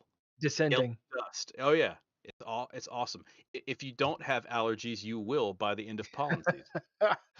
I used to live in Savannah, which I don't really consider a part of Georgia. Home of SCAD and vampires. Yeah, dude. Scared. Like, so you've been there? Once or twice, yes. Yeah. I actually went to a vampire party there once. Really? Like Yes. a vampire LARP or a vampire party? I thought they were vampires, but we went down there I went down there with my friends just to see what it was like. It was like a goth club type thing, but Eric, I think we need more information. Tell us. So I'm not gonna name who it was, but Yeah, tell us everyone's fucking name. I want their socials. I was invited to go to a party with some friends of mine that I had known online, and by the way, this is something that I think the Gen Z generation doesn't get too much of is you should have friends that you know online and you have some friends that you know in person. But the people that you know online, 9 times out of 10, you probably should never meet them in real life. It's be weird, right? You got to really vet these people, guys. Sure. So this was a little bit before that, right? This is in the MySpace time. That's about when I was in Savannah, 2003, 4, 5. Okay, yeah. So that was about right around then. And I holy shit, was I at this party? Go on. I don't know. I got invited to go down. It happened to be one of the individuals was part of a coven. Oh, this sounds really interesting. So I called my buddy up. I was like, "You want to go hang out with some vampires?" Hang out. Yeah, let's go. So we did. Drove down to Savannah, hung out for the weekend with a bunch of vampires. It was great. No, we need more. A bunch of goth clubs. Continue. I mean, they thought. I don't know if they really were, or they just thought they were, or it was like a some sort of sorcerer's society or something like that. But it was a delight. Had a great time. Did they do what normal vampire LARPs do and meet during the day? They met in the evening at sundown. Okay. And we hung out and drank. We got to sit on the beach. What'd you drink? Blood. I drank gin and tonics. Oh. I didn't drink any blood. Sorry. I mean, shut you down about that. Yeah. I'm not saying I wouldn't do it if I, depends on how hammered I was at the time. I probably would have tried it, but not really. So you went to that island. I forget the name of the island. It's the island that they all go to. Not the vampires. Everyone. I don't remember what it was. Because it's not in Savannah. It's Tybee? It's Tybee. That's it. Yeah. Okay. Yeah. So you go to Tybee, and they got the weird fucking cross currents that you're not supposed to get. The riptides. Okay. Tybee Island. They hung out on the beach. I mean, how did you know they were vampires? I didn't. They said they were, and I just assumed. Look, hey, I'm not here to judge. If you want to say you're a vampire. They introduced themselves. Oh, they had fangs. All right, I need details. Tell me details. They had implants, but it was implants. It was this whole social thing. Yeah, there's all kinds of fun people who are into strange and unusual things. And this did they have like that? Were the fangs on their canines, or were they the weird vampires that had them like closer to their front teeth? No, they had them on their canines. And they wore them, or they literally had implants. I don't know if they were implants or whether they wore them or not, but what? Yeah, Actually they're sounds pretty delightful to cool. hang out with, though. I tell you this, you think, oh wait, they're not going to bite me or something. No, they just wanted to hang out. I don't know why they thought I was part of this, but I wasn't. Now, But hey, now I will say that was literally 20 years ago. Have you not gone back? I haven't, and Well, I've often wondered if they've aged well. no. First off, no, I mean, they don't age. The vampires. Theoretically, if they were real vampires, if they're fake vampires, or if they're just like, what is it, some sort of like fetish or something like that, then it might have been, they're just regular people. Vampires that Megan, help. Megan, do you know, surely, because Los Angeles is like the modern day Sodom and Gomorrah. There's everything here. Literally everything here. And that's actually something that's really cool about Los Angeles. And Megan knows everything. So Megan, where are the vampires? Megan says, I've been told that I don't age. You basically don't age.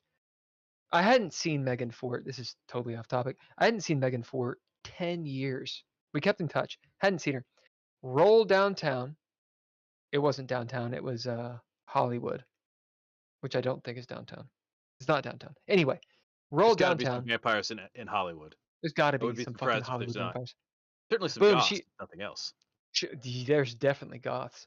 A place called Bordners, which is, I don't even know what that means. Anyway, Megan rolls up and I'm like, you look exactly the same. What the fuck? Yeah. Anyway, Jeans. she might be a vampire. Yeah, or she moisturizes. Okay. So, Xbox video gamers versus TTRPGers. This is actually a conversation I would love to have. So I don't know a lot about video games. The last video game that I played. What was the last video game you played? Probably God of War Ragnarok. Okay. What is that? That's a PC It's the game, God right? of War.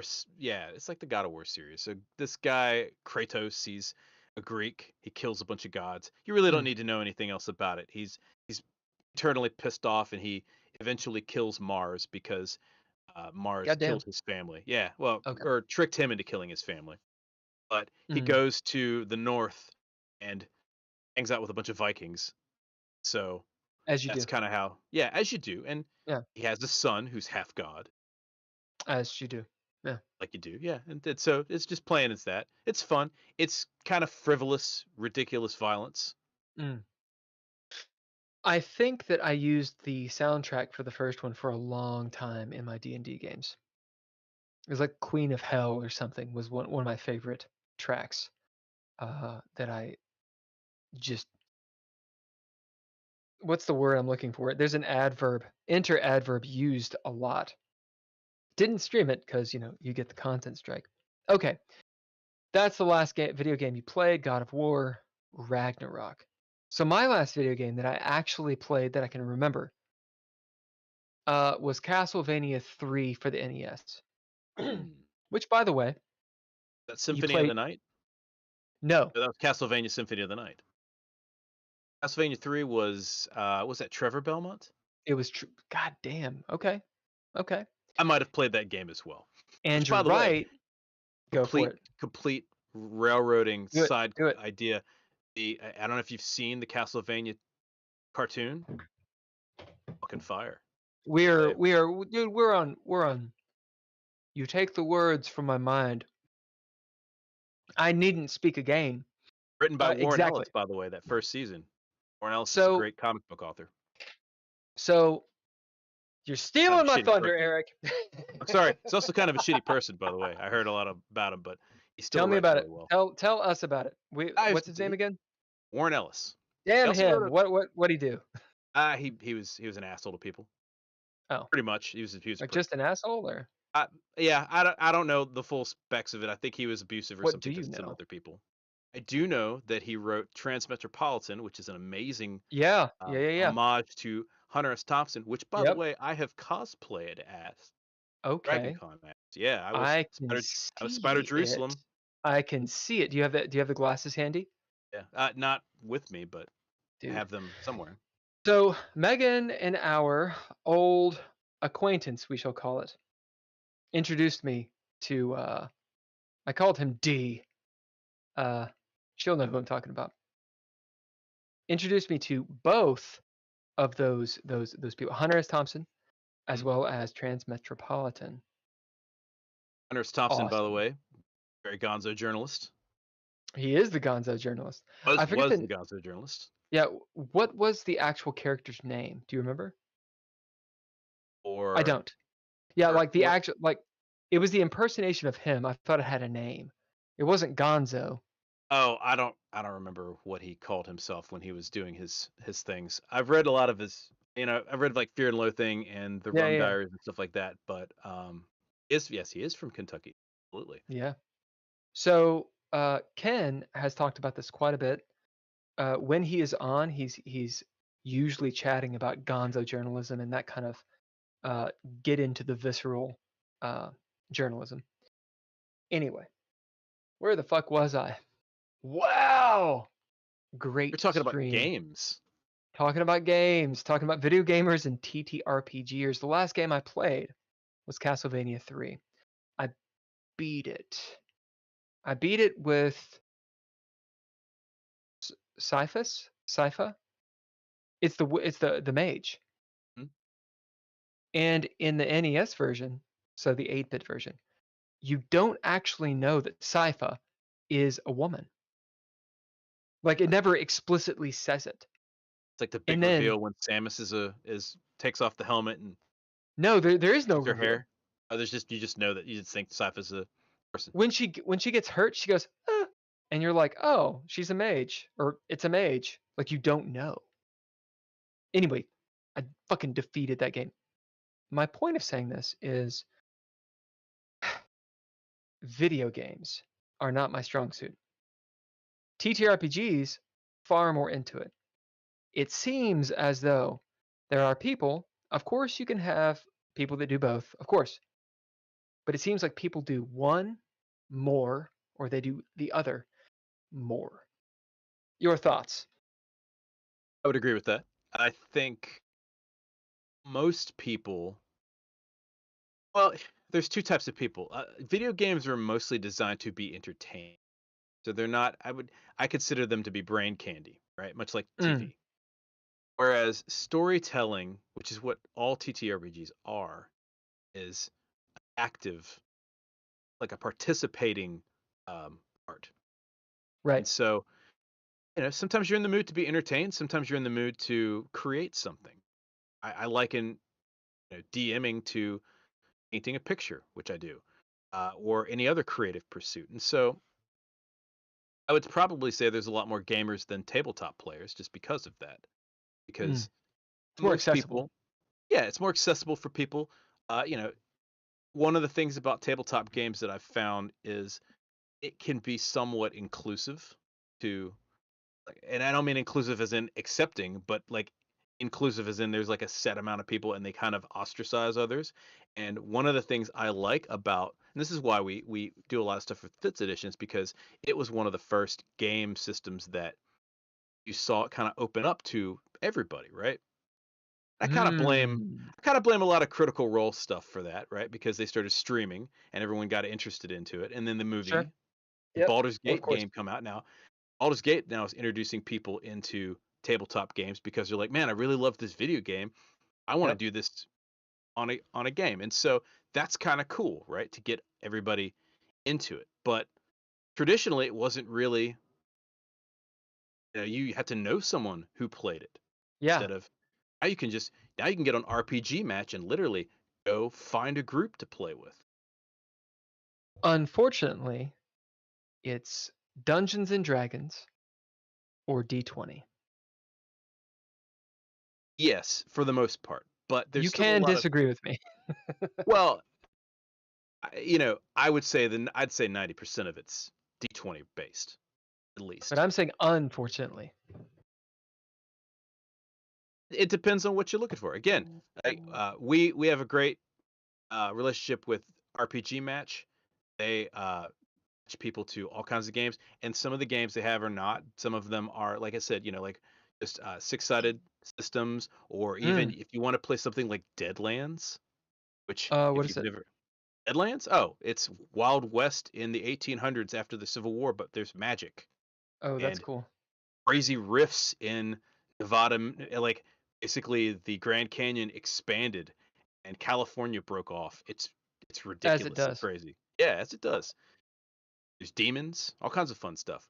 So I mean, Dude. but that's a D6 based system, I believe, or D6 is one of my favorite. I These love cards D6. as well. Yeah. So there's all kinds of games out there that people write. There's Right. D10s that are a lot of fun too, right? You can do 2D10 systems exist, and you can find people to play that stuff. It's one of the reasons I'm running the White Wolf game now. When you say 2D10, you're talking about D100 or 2D10? Either D100 or there's also 2D10s where you just roll 2D10s, and those are success-based games. Right. Okay. So one of the reasons that we created DreadLore was because we wanted a system that was going to highlight collaborative storytelling and specifically immersive playing. Right? So it's a system where you using your character gets you into the fiction. And by getting into the fiction, you are rewarded by the system as well as in the group. What possessed you and Matt to... Does he go by Matt or Matthew? Matt. Did you create a system, or have you expanded on a system, or is it tell us. You mean with what we're writing? Yep. No, we just, to be perfectly honest, we don't really care about rules. And as a game creator, I'm sure that probably isn't the thing you want to hear, but no, I'm an arbiter or I'm a GM. I hate rules. Yeah, rules tend to suck because here's the thing. This is kind of my whole philosophy about tabletop games. The rules really only exist to tell the story, and if they don't tell the story properly, fuck the rules. Now there are some people that live by the rules, which is fine, and you got to have some rules so that you at least can play the game fairly for everyone. But the rules at its basis are just a system to let everybody know, all right, here's what we're doing. There's lots of tabletop games that don't even use dice rolls. It gives you structure.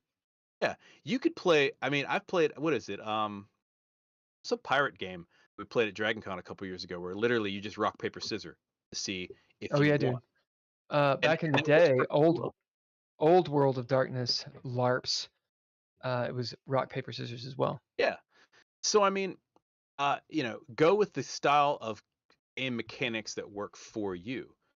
I'm much more interested in, does the game system have a good story? Does it allow players agency to create the world?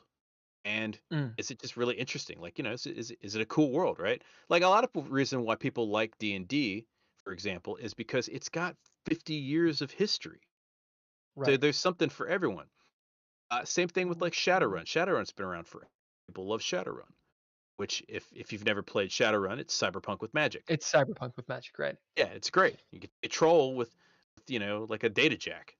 Oh, yeah. There's other game systems that are like that as well. Getting other players to play something that is either new or different, it can be a challenge. One of the interesting games we reviewed was Old Gods of Appalachia, which is 1920s Depression era in West Virginia Lovecraft. Dude. And it's super cool. Dude. So, okay. Video games are more for, or in your paradigm, are more for escapism. Like entertainment, it's sort of spoon-fed. They're entertainment for me. Yeah. TTRPGs, what's that? I mean, that's the creative outlet right there. That's to play, to create, to either make characters and dive into somebody else's world, or if I'm running it, to add on or create my own game world. Do you think there's a right and wrong way to do these things? No. Why? Well, no, I let me preface that by saying Mm, there's no wrong way to play a game provided everyone is having fun playing it. okay. And I'd say the cardinal rule of don't be an asshole, exists. There's I do read I frequently troll Reddit occasionally and listen to like the DM horror stories where Mm. you've got people it's all of this, by the way, comes down to a lack of communication on either who's playing or who's running. But if you Well, have that understanding, you could say you can that play about anything. many disagreements, yeah? I would agree with that as well. Yeah. It all comes down again to communication, right? Mm. Most of the Continue. time when people have problems playing a game, it's either because they don't understand something or because something isn't expected or Mm. it just didn't talk, right? So like we had a game several years ago where someone wanted to play something. It was completely off the wall. In Mm. fact, we streamed it, and they wanted to play an elf and dragon hybrid, and I was like, "Yeah, let's do it." Right? And most people would be like, "No way, you can't play. That doesn't exist in the books." But we were like, "What's it gonna hurt?" Right? It doesn't. So long as you don't try to like abuse that, you know, you could play it. And if it was specifically for flavor, sure. But we've changed rules up and stuff playing games as well. One of my players wanted to use crystals instead of somatic uh, gesturing and Components, right? material. Yeah. So she just said some words, cost a crystal, and shattered it, and that summoned. She was a summoner, right? And we Sure. thought, yeah, sure, you could substitute that. And so we just say certain amount of gold piece per level to do that. If there was a material cost in the spell, there you go, right? Mm. And we just So, home ruled that right then and there. so it's interesting. People get into the minutia of these things, which I think is a good thing because, like anyone who's super interested in a hobby, and people that are interesting or have hobbies, right? A hobby being defined as a job that you don't get paid for. The majority of your time sink. Right. So the idea of like you if you're not in that hobby and you see them doing it, it seems so complicated and complex and it's sometimes difficult to even fathom getting into. To people that are not into tabletop role playing games, so TTRPGs, talking about the cost of crystals in terms of gold pieces, that's a difficult thing to figure out. Like how is that a story? How is that fun? Why does it matter that she has, you know, tiger's eye that she's breaking versus fucking selenite?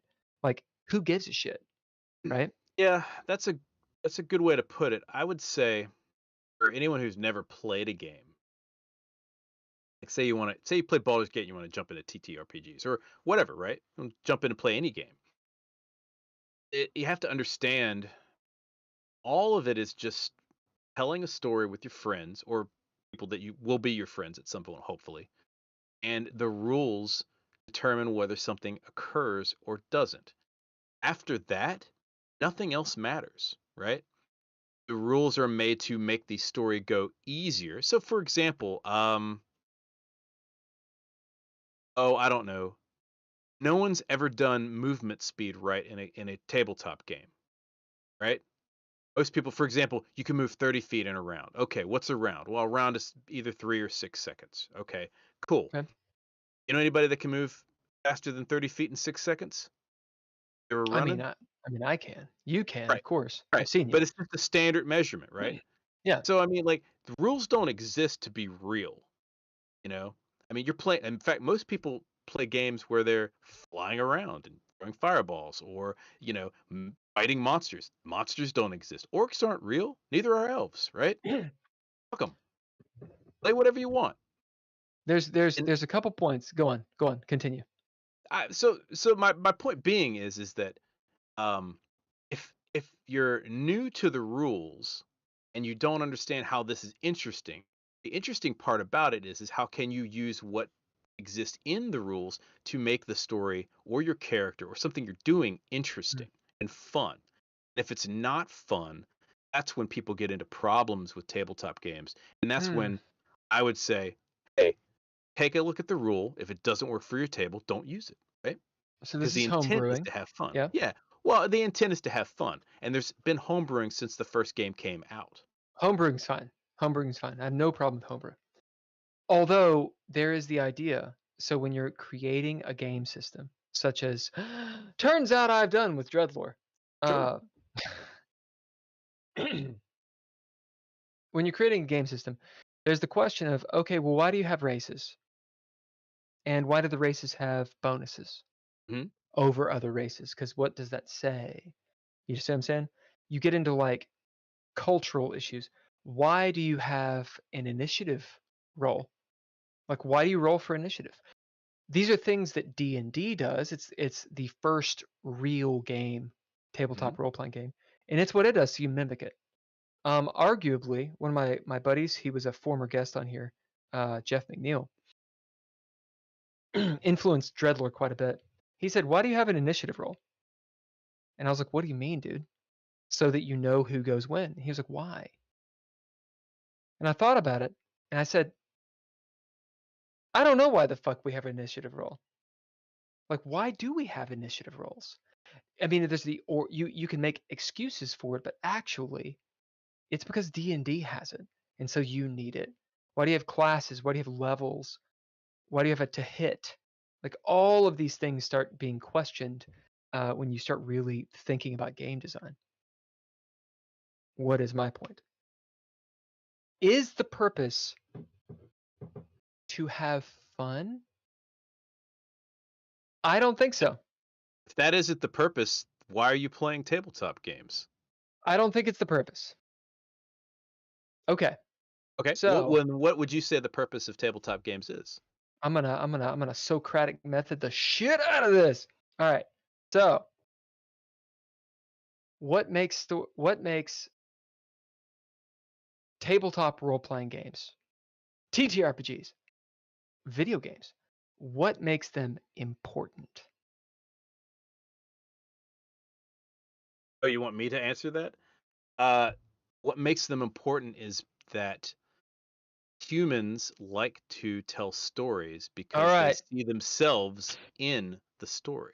All right. They like Does that need we to be are a fun? narrative species, yeah. Does that need to be fun? It doesn't have to be. Well, yes. I would say yes.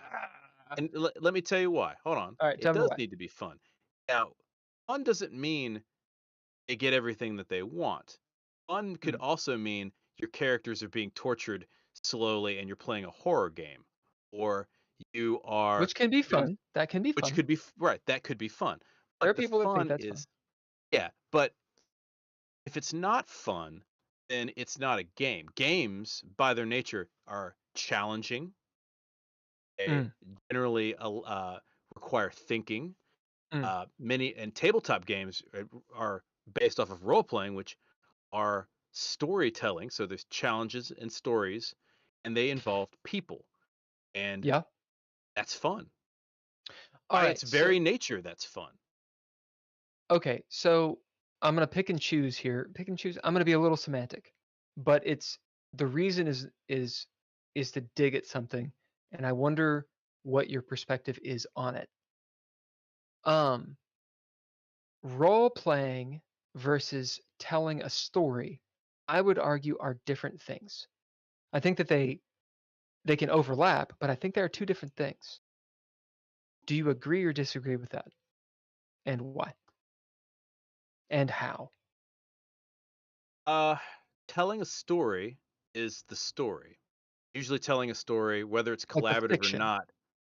Okay, writing a work of fiction is usually done by a single person. Okay. And tabletop games are based off of the element of childlike play. If you watch kids, you will watch them play together and build a world collaboratively. Play. That is the different, yes. And play, by its nature, is fun. Truth. Also, by the way, improv is based off of collaborative play as well. Indeed, I was about to connect it. Improv and D&D are pretty much the same. The only difference is I don't roll dice when I come up with shit.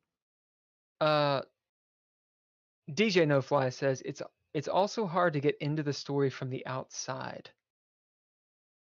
It's true.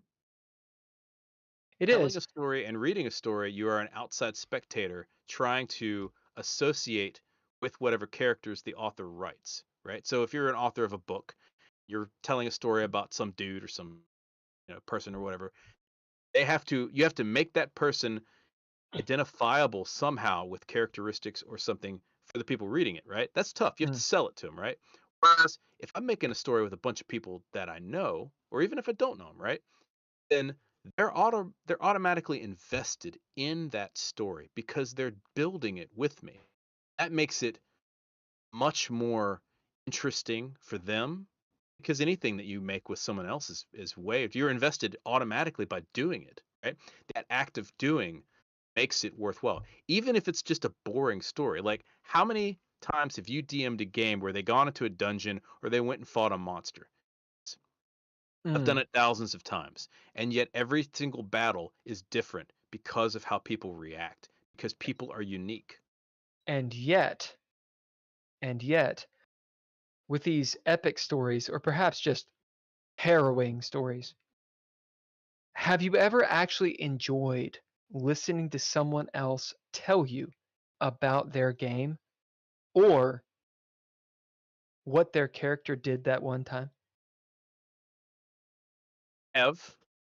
Yes, but I It also has really love happened. games. Yeah, it happens. Yeah, frequently. When people It does talk not about like the happen game they frequently for had. me. Like we'll be talking about like something obvious, like the Curse of Strahd. So Ravenloft, right? So we'll be like, oh yeah, we did this and this and this. We rolled in, and I think I'm actually talking about a guest right now. Hilarious. He was like, oh yeah, we rolled in. It was Huffaker. It was the last fucking episode. So Daniel Huffaker, I'm gonna call him the fuck out. He is a consummate DM. Okay, very good storyteller, very good DM. So organizer, orchestrator. As a player, I postulate that DMs are not the best players. Thoughts?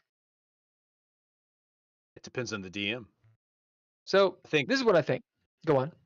why. Yeah, I'm interested in why you would think that. Oh, because of experience. DMs are usually in control, and we're very mental. We think about what needs to happen. We think about the environment, the volcano. We figure out the riddle. And oftentimes the riddle is simple enough to where a group of people can figure it out. So a DM who's a player obviously or usually knows the rules very well. They know what they're playing. They know the class/archetype that they're playing. They know how to fold all of that in. They know how to leverage all of that ultimate power and break the game. They can, and many DMs do that when they play as a character. And that's what I mean. So Daniel Hofker was like, oh yeah, I'm going to play this character, rolled into the Curse of Strahd, and just fucking solved it. Was like, guys, we need to do this shit. And they rolled in and destroyed Strahd, if anyone wants to know, the bad guy, Dracula, in like 2 rounds. And that's how you don't play a role-playing game. And they were like fucking level 8. They're like level 8 or 9. And they just fucking rickrolled the main guy. So let me postulate this for you. This is something that I've noticed. So I'm not a stand-up comedian. I know a bunch of stand-up comedians. Stand-up comedians sell themselves, right? They have to. They have to get the audience to like them. When I'm on stage, I'm with a group of people. It doesn't matter how bad I fail because I know that someone else is going to back me up. This is improv stuff. Improv, yeah. We're a team. Yeah. The best improviser is the one who knows when they shouldn't be front and center and they should be supporting other people in the scene. D&D or any tabletop game is a lot like that. And I think a lot of players and DMs particularly can get a lot of knowledge and a lot of use out of some improv lore because as a DM, if I'm playing a character, I played a game with a friend of mine who runs a podcast and I was playing a wizard, which is something you never want me to play in a D&D game because I will destroy the game with the wizard. Yeah. Yeah. 3rd ed, you're going to have a fucking item familiar. I understand. I know what's up. Yeah. Yeah, I can wreck a game. But I knew that some of the people had never played before. Some of them were, I'd say mid-level, and a couple of them knew what they were doing. Right. This was a brand new uh, uh, module that they were running. It didn't matter, right? I kind of figured out what was going on, but I could have beaten it, but that wouldn't have been very fun for anybody, right? And so instead, I played my character like I didn't know stuff. Because my character didn't know stuff. I knew stuff, right? So I'm not my character if I'm breaking You're the actually game. role playing. I'm actually role playing. And in addition to that, I knew when to jump in at a certain point to help other players. And you know what? We all had a great time. And it's because we supported each other, because it wasn't about me winning. There's no winning in this game. You play to break Strahd 2 or 3 rounds. Congratulations. You've now successfully pissed everybody else off, and they all feel bad about it. Instead, You've beaten the numbers. Yeah, you've beaten the numbers. Good job. You figured a problem out. That's not what this game's about. The game is to have the intent has always been to have fun and tell a story with other people. Okay, so I'm going to go back to the fun thing. I don't think it's about fun. Now, you've made a pretty good case. Play and fun. This is a semantic thing. The reason I throw it out here is because in conversations I've had with game system theory people, right? So game design theory type stuff. A lot of people throw out fiction, narrative, story, fun, but it's almost like catch-alls. And these definitions, they almost like mean the same thing. They're like, oh, if you're having fun, it's fine. I take gaming, I think it's elevated. It's not a false elevation. It's not a false elevation either. Because when you're in a game that sucks, you know it sucks. Why does it suck? If you just do whatever you want, it's like, well, is the way you go, then it should always be good. And is good defined by everyone having fun? No. I've been at a gaming table where everyone is enjoying themselves, and I'm like, fuck this game. This game sucks. And everybody wasn't enjoying themselves. If you weren't having fun, then guess what? Touche. So, you logic person. So if you're not having fun, there's something wrong with the game, right? Now, it depends on what people determine fun to be. Some people like to have a very linear game that they play, right? Where they go through this, they do this, all that down, and that's for them is fun. Some people like more of an open world where they just do whatever and they don't like constraints. And sometimes it's fun to play with constraints, right? I mean, that's why people write modules. Otherwise, you wouldn't have modules. You just have lore books where people do anything. Can you define fun? Yeah. I know that's a stupid question. I don't even know if I can define fun, honestly. But I would say, is it possible to do so? I would say, in the terms of tabletop games, it's everyone at the table is enjoying what they're doing. They're enjoying playing the characters. They're enjoying being in the moment, in the scene. It's a relationship. It's a relationship. Okay, there you have a group of people that fill in the gaps here. You have a group of people at the table. What? Well, and this is fun. Let's describe it. Okay. They're storytellers telling a story. The people are involved. They are into their characters. The rule system is either simple enough or complex enough to accommodate what they want to do. Same headspace. They're in the same headspace. They're in the same headspace, same agenda. Everyone's in sync. The act of play and the act of creation is engaged. Everyone's doing that. Everyone's doing it. Everyone's engaged. That equals fun. Okay, so fun is the goal. It's not enjoyment. I know I'm being really nitty-gritty here. Like a math problem. All of those things need to be going on. Yeah. And the thing is that, it's not, if you play with it with a goal in mind, you're probably not going to have fun.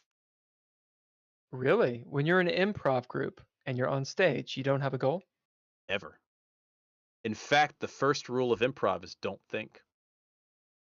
As soon as you Does that mean Hmm. As soon as you start trying to box things up and not make yourself open, being in the moment, that is when it no longer is fun on stage. And interestingly enough, it's never funny as well.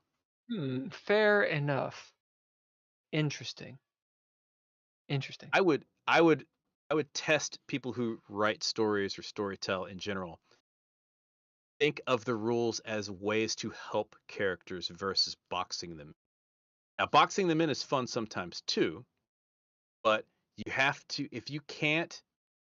So in storytelling, there's that suspension of disbelief, right? Right? Why do we like this TV show? Like, go back to Star Wars, right? Why do I like the Mandalorian? Because Mandalorian is badass, right? He comes in, he grabs somebody, he's got Baby Yoda. Who doesn't love Baby Yoda, right? I want a Baby Yoda, but that suspension of disbelief, you can relate to that person. If I can't relate to my character that I'm playing or the story that someone's telling or we're all telling together, I'm not having fun. When that relationship, because it's all about relationships. Guess what? Human society is based off of relationships. These games we do, again, role-playing games, improv, comedy, it's all based on when you were a kid playing in a sandbox with your friend. The only difference is that now we've got a couple of rules. Guess what? Kids make up rules all the time too. They say, you're going to do this and I'm going to do this. And if they don't like it, they're not having fun, right? But when you see two kids play, I urge a lot of people, by the way, if you don't have kids, go find somebody that has kids. Watch kids play. Watch what they do. It is the most purest form of interaction you'll ever see. If they're not fighting, if they're not at each other's throats, then they're Especially playing. if they're fighting. But they're always building something. They're always creating something because that's who we are as a species. That's why we put people on the moon, man, because we can make stuff. I wish Ken was on this audio. Ken, can you jump on? That is good shit. Okay, so there is plenty more for us to talk about. However, I like that ending note. I like that. Say it again. It's about play. All about play. The last moment. It's about play, tabletop role-playing games, video games to an extent.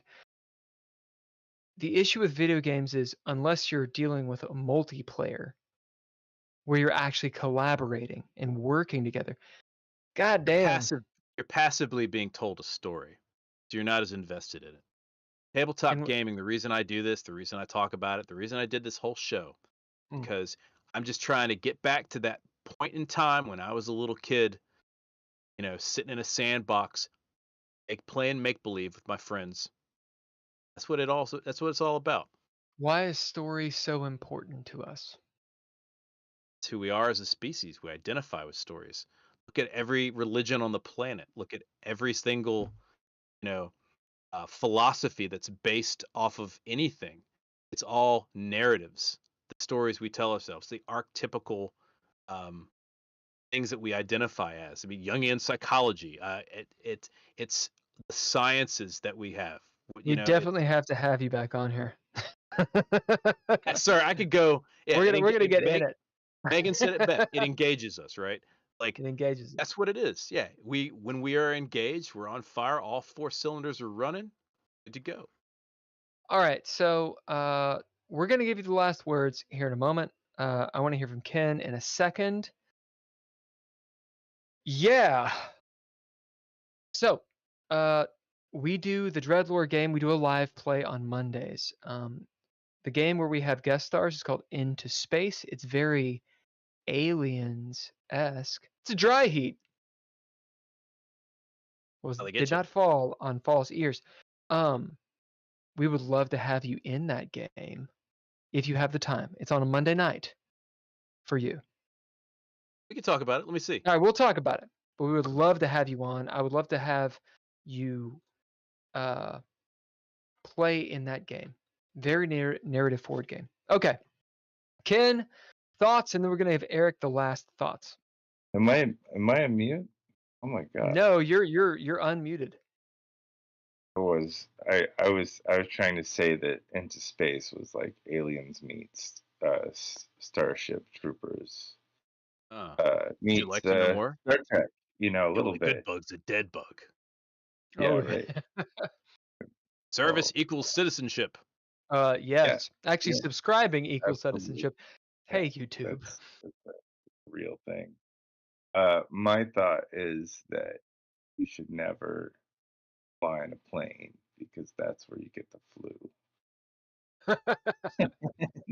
Wear a mask when you're on an airplane. Wear your Everybody. mask, man.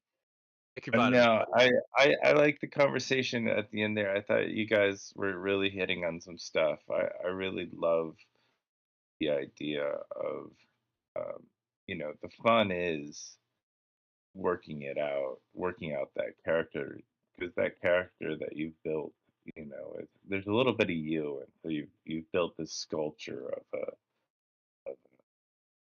of a entity that is in your mind that you're having fun with, and you're having this like army guy or this character, this magician run around this imaginary world, and you're having this wonderful time playing with other beings, and you don't know how they're going to react or what's going to be thrown at you, and the consequences, like, they're not really that bad.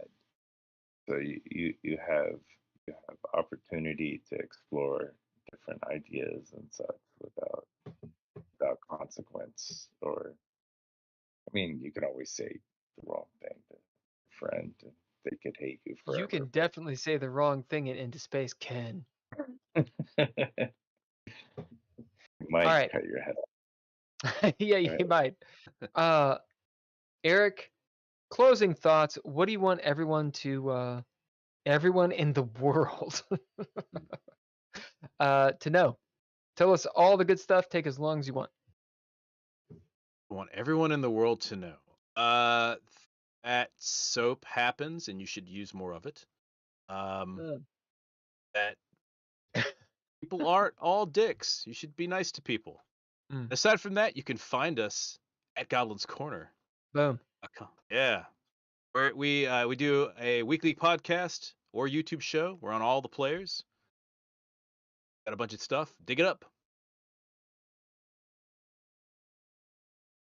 Nice. Well, thank you for being on the podcast, the Geeky Gamer Podcast. I've enjoyed the conversation. I really wish that I could have asked you some questions and been more in it. But thank you, Bill, for picking up the slack. Indeed. I don't know how much slack I picked up. I do enjoy it when it's Ken and me, because Ken is so much better at actually asking questions. So you've been at a bit of a disservice, Eric, dealing with my bullshit. That's But I not think it was true. really good. You got a way about you. You pull it out. You pull it out. Never pull out. Uh, All right. conversation. So, everybody, Show it to thank you everybody. It's so right much there. It's for sitting, jumping in. sitting in front of everybody. You're like, here, this is. I'm putting it here. You see it? Eric, you do improv. Do you have a show coming up? What's going on? So we have we have a show coming up at Limelight Theater in 2 weeks. It's Captain's Log. It is a improvised Star Trek episode. What? And yes. What? We what's make it up on the fly. Do you have like a website or an Instagram or whatever the fuck it? CaptainsLogImprov.com. You can come check that out. We also play at DragonCon every year and various other conventions. As I mentioned, Matt and I have a book coming out, Ludicrous Bestiary. We'll also be at Breakout Con this year in Toronto. And of course, we'll be at DragonCon every year. Canada. Yeah, I know. It's going to be cold. Never been there. Cool. When is that? That's in March. Breakout Con's And what in is March. It's a sci-fi. Wait, what is it called again? Breakout Con. Breakout Con in Toronto. So if you want to go to Canada, come hang out with us. Hey, listen, if you Canadians, go on. Yeah, we get some poutine. It'd be great. Dude, or if you want to hang out in some dirty ass fries, dude, it'd be great. Poutine is awesome, dude. Poutine is delightful. Listen, how dare you make me acknowledge Canada? What the fuck? We're also going to be at DragonCon this year. We'll probably be at several other conventions as well. We'll put that on goblinscorner.com, or you can Sure. always check us out on our podcast. We'll talk about it at some point. Fuck yeah. And when is your podcast? We're coming out next. We'll have another episode out next week, generally on Thursdays or Fridays.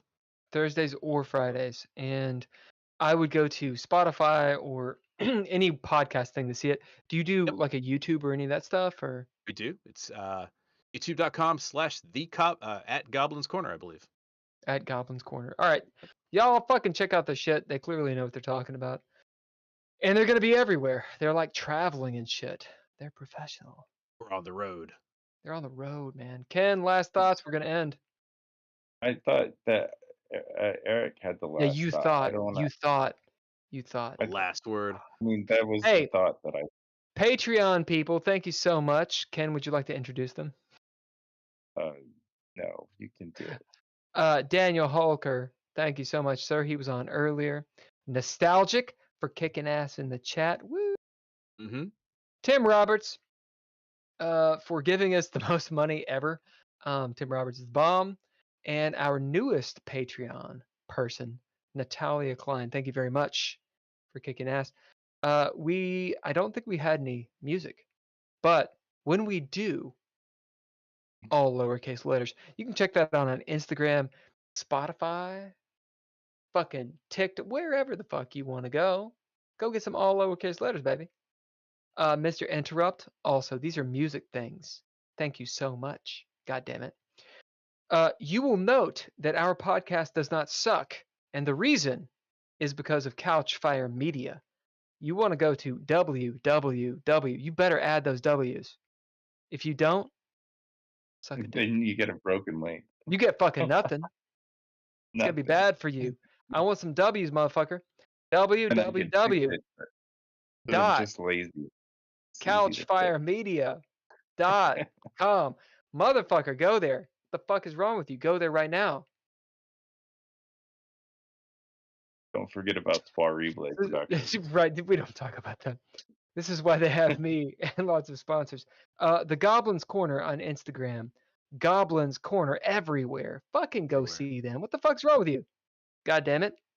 All right. Hey, Eric, bartender, so pay your servers, folks. They work hard at it. All right, we're out. Much love and all that bullshit. Go get bent. All right, we're gone.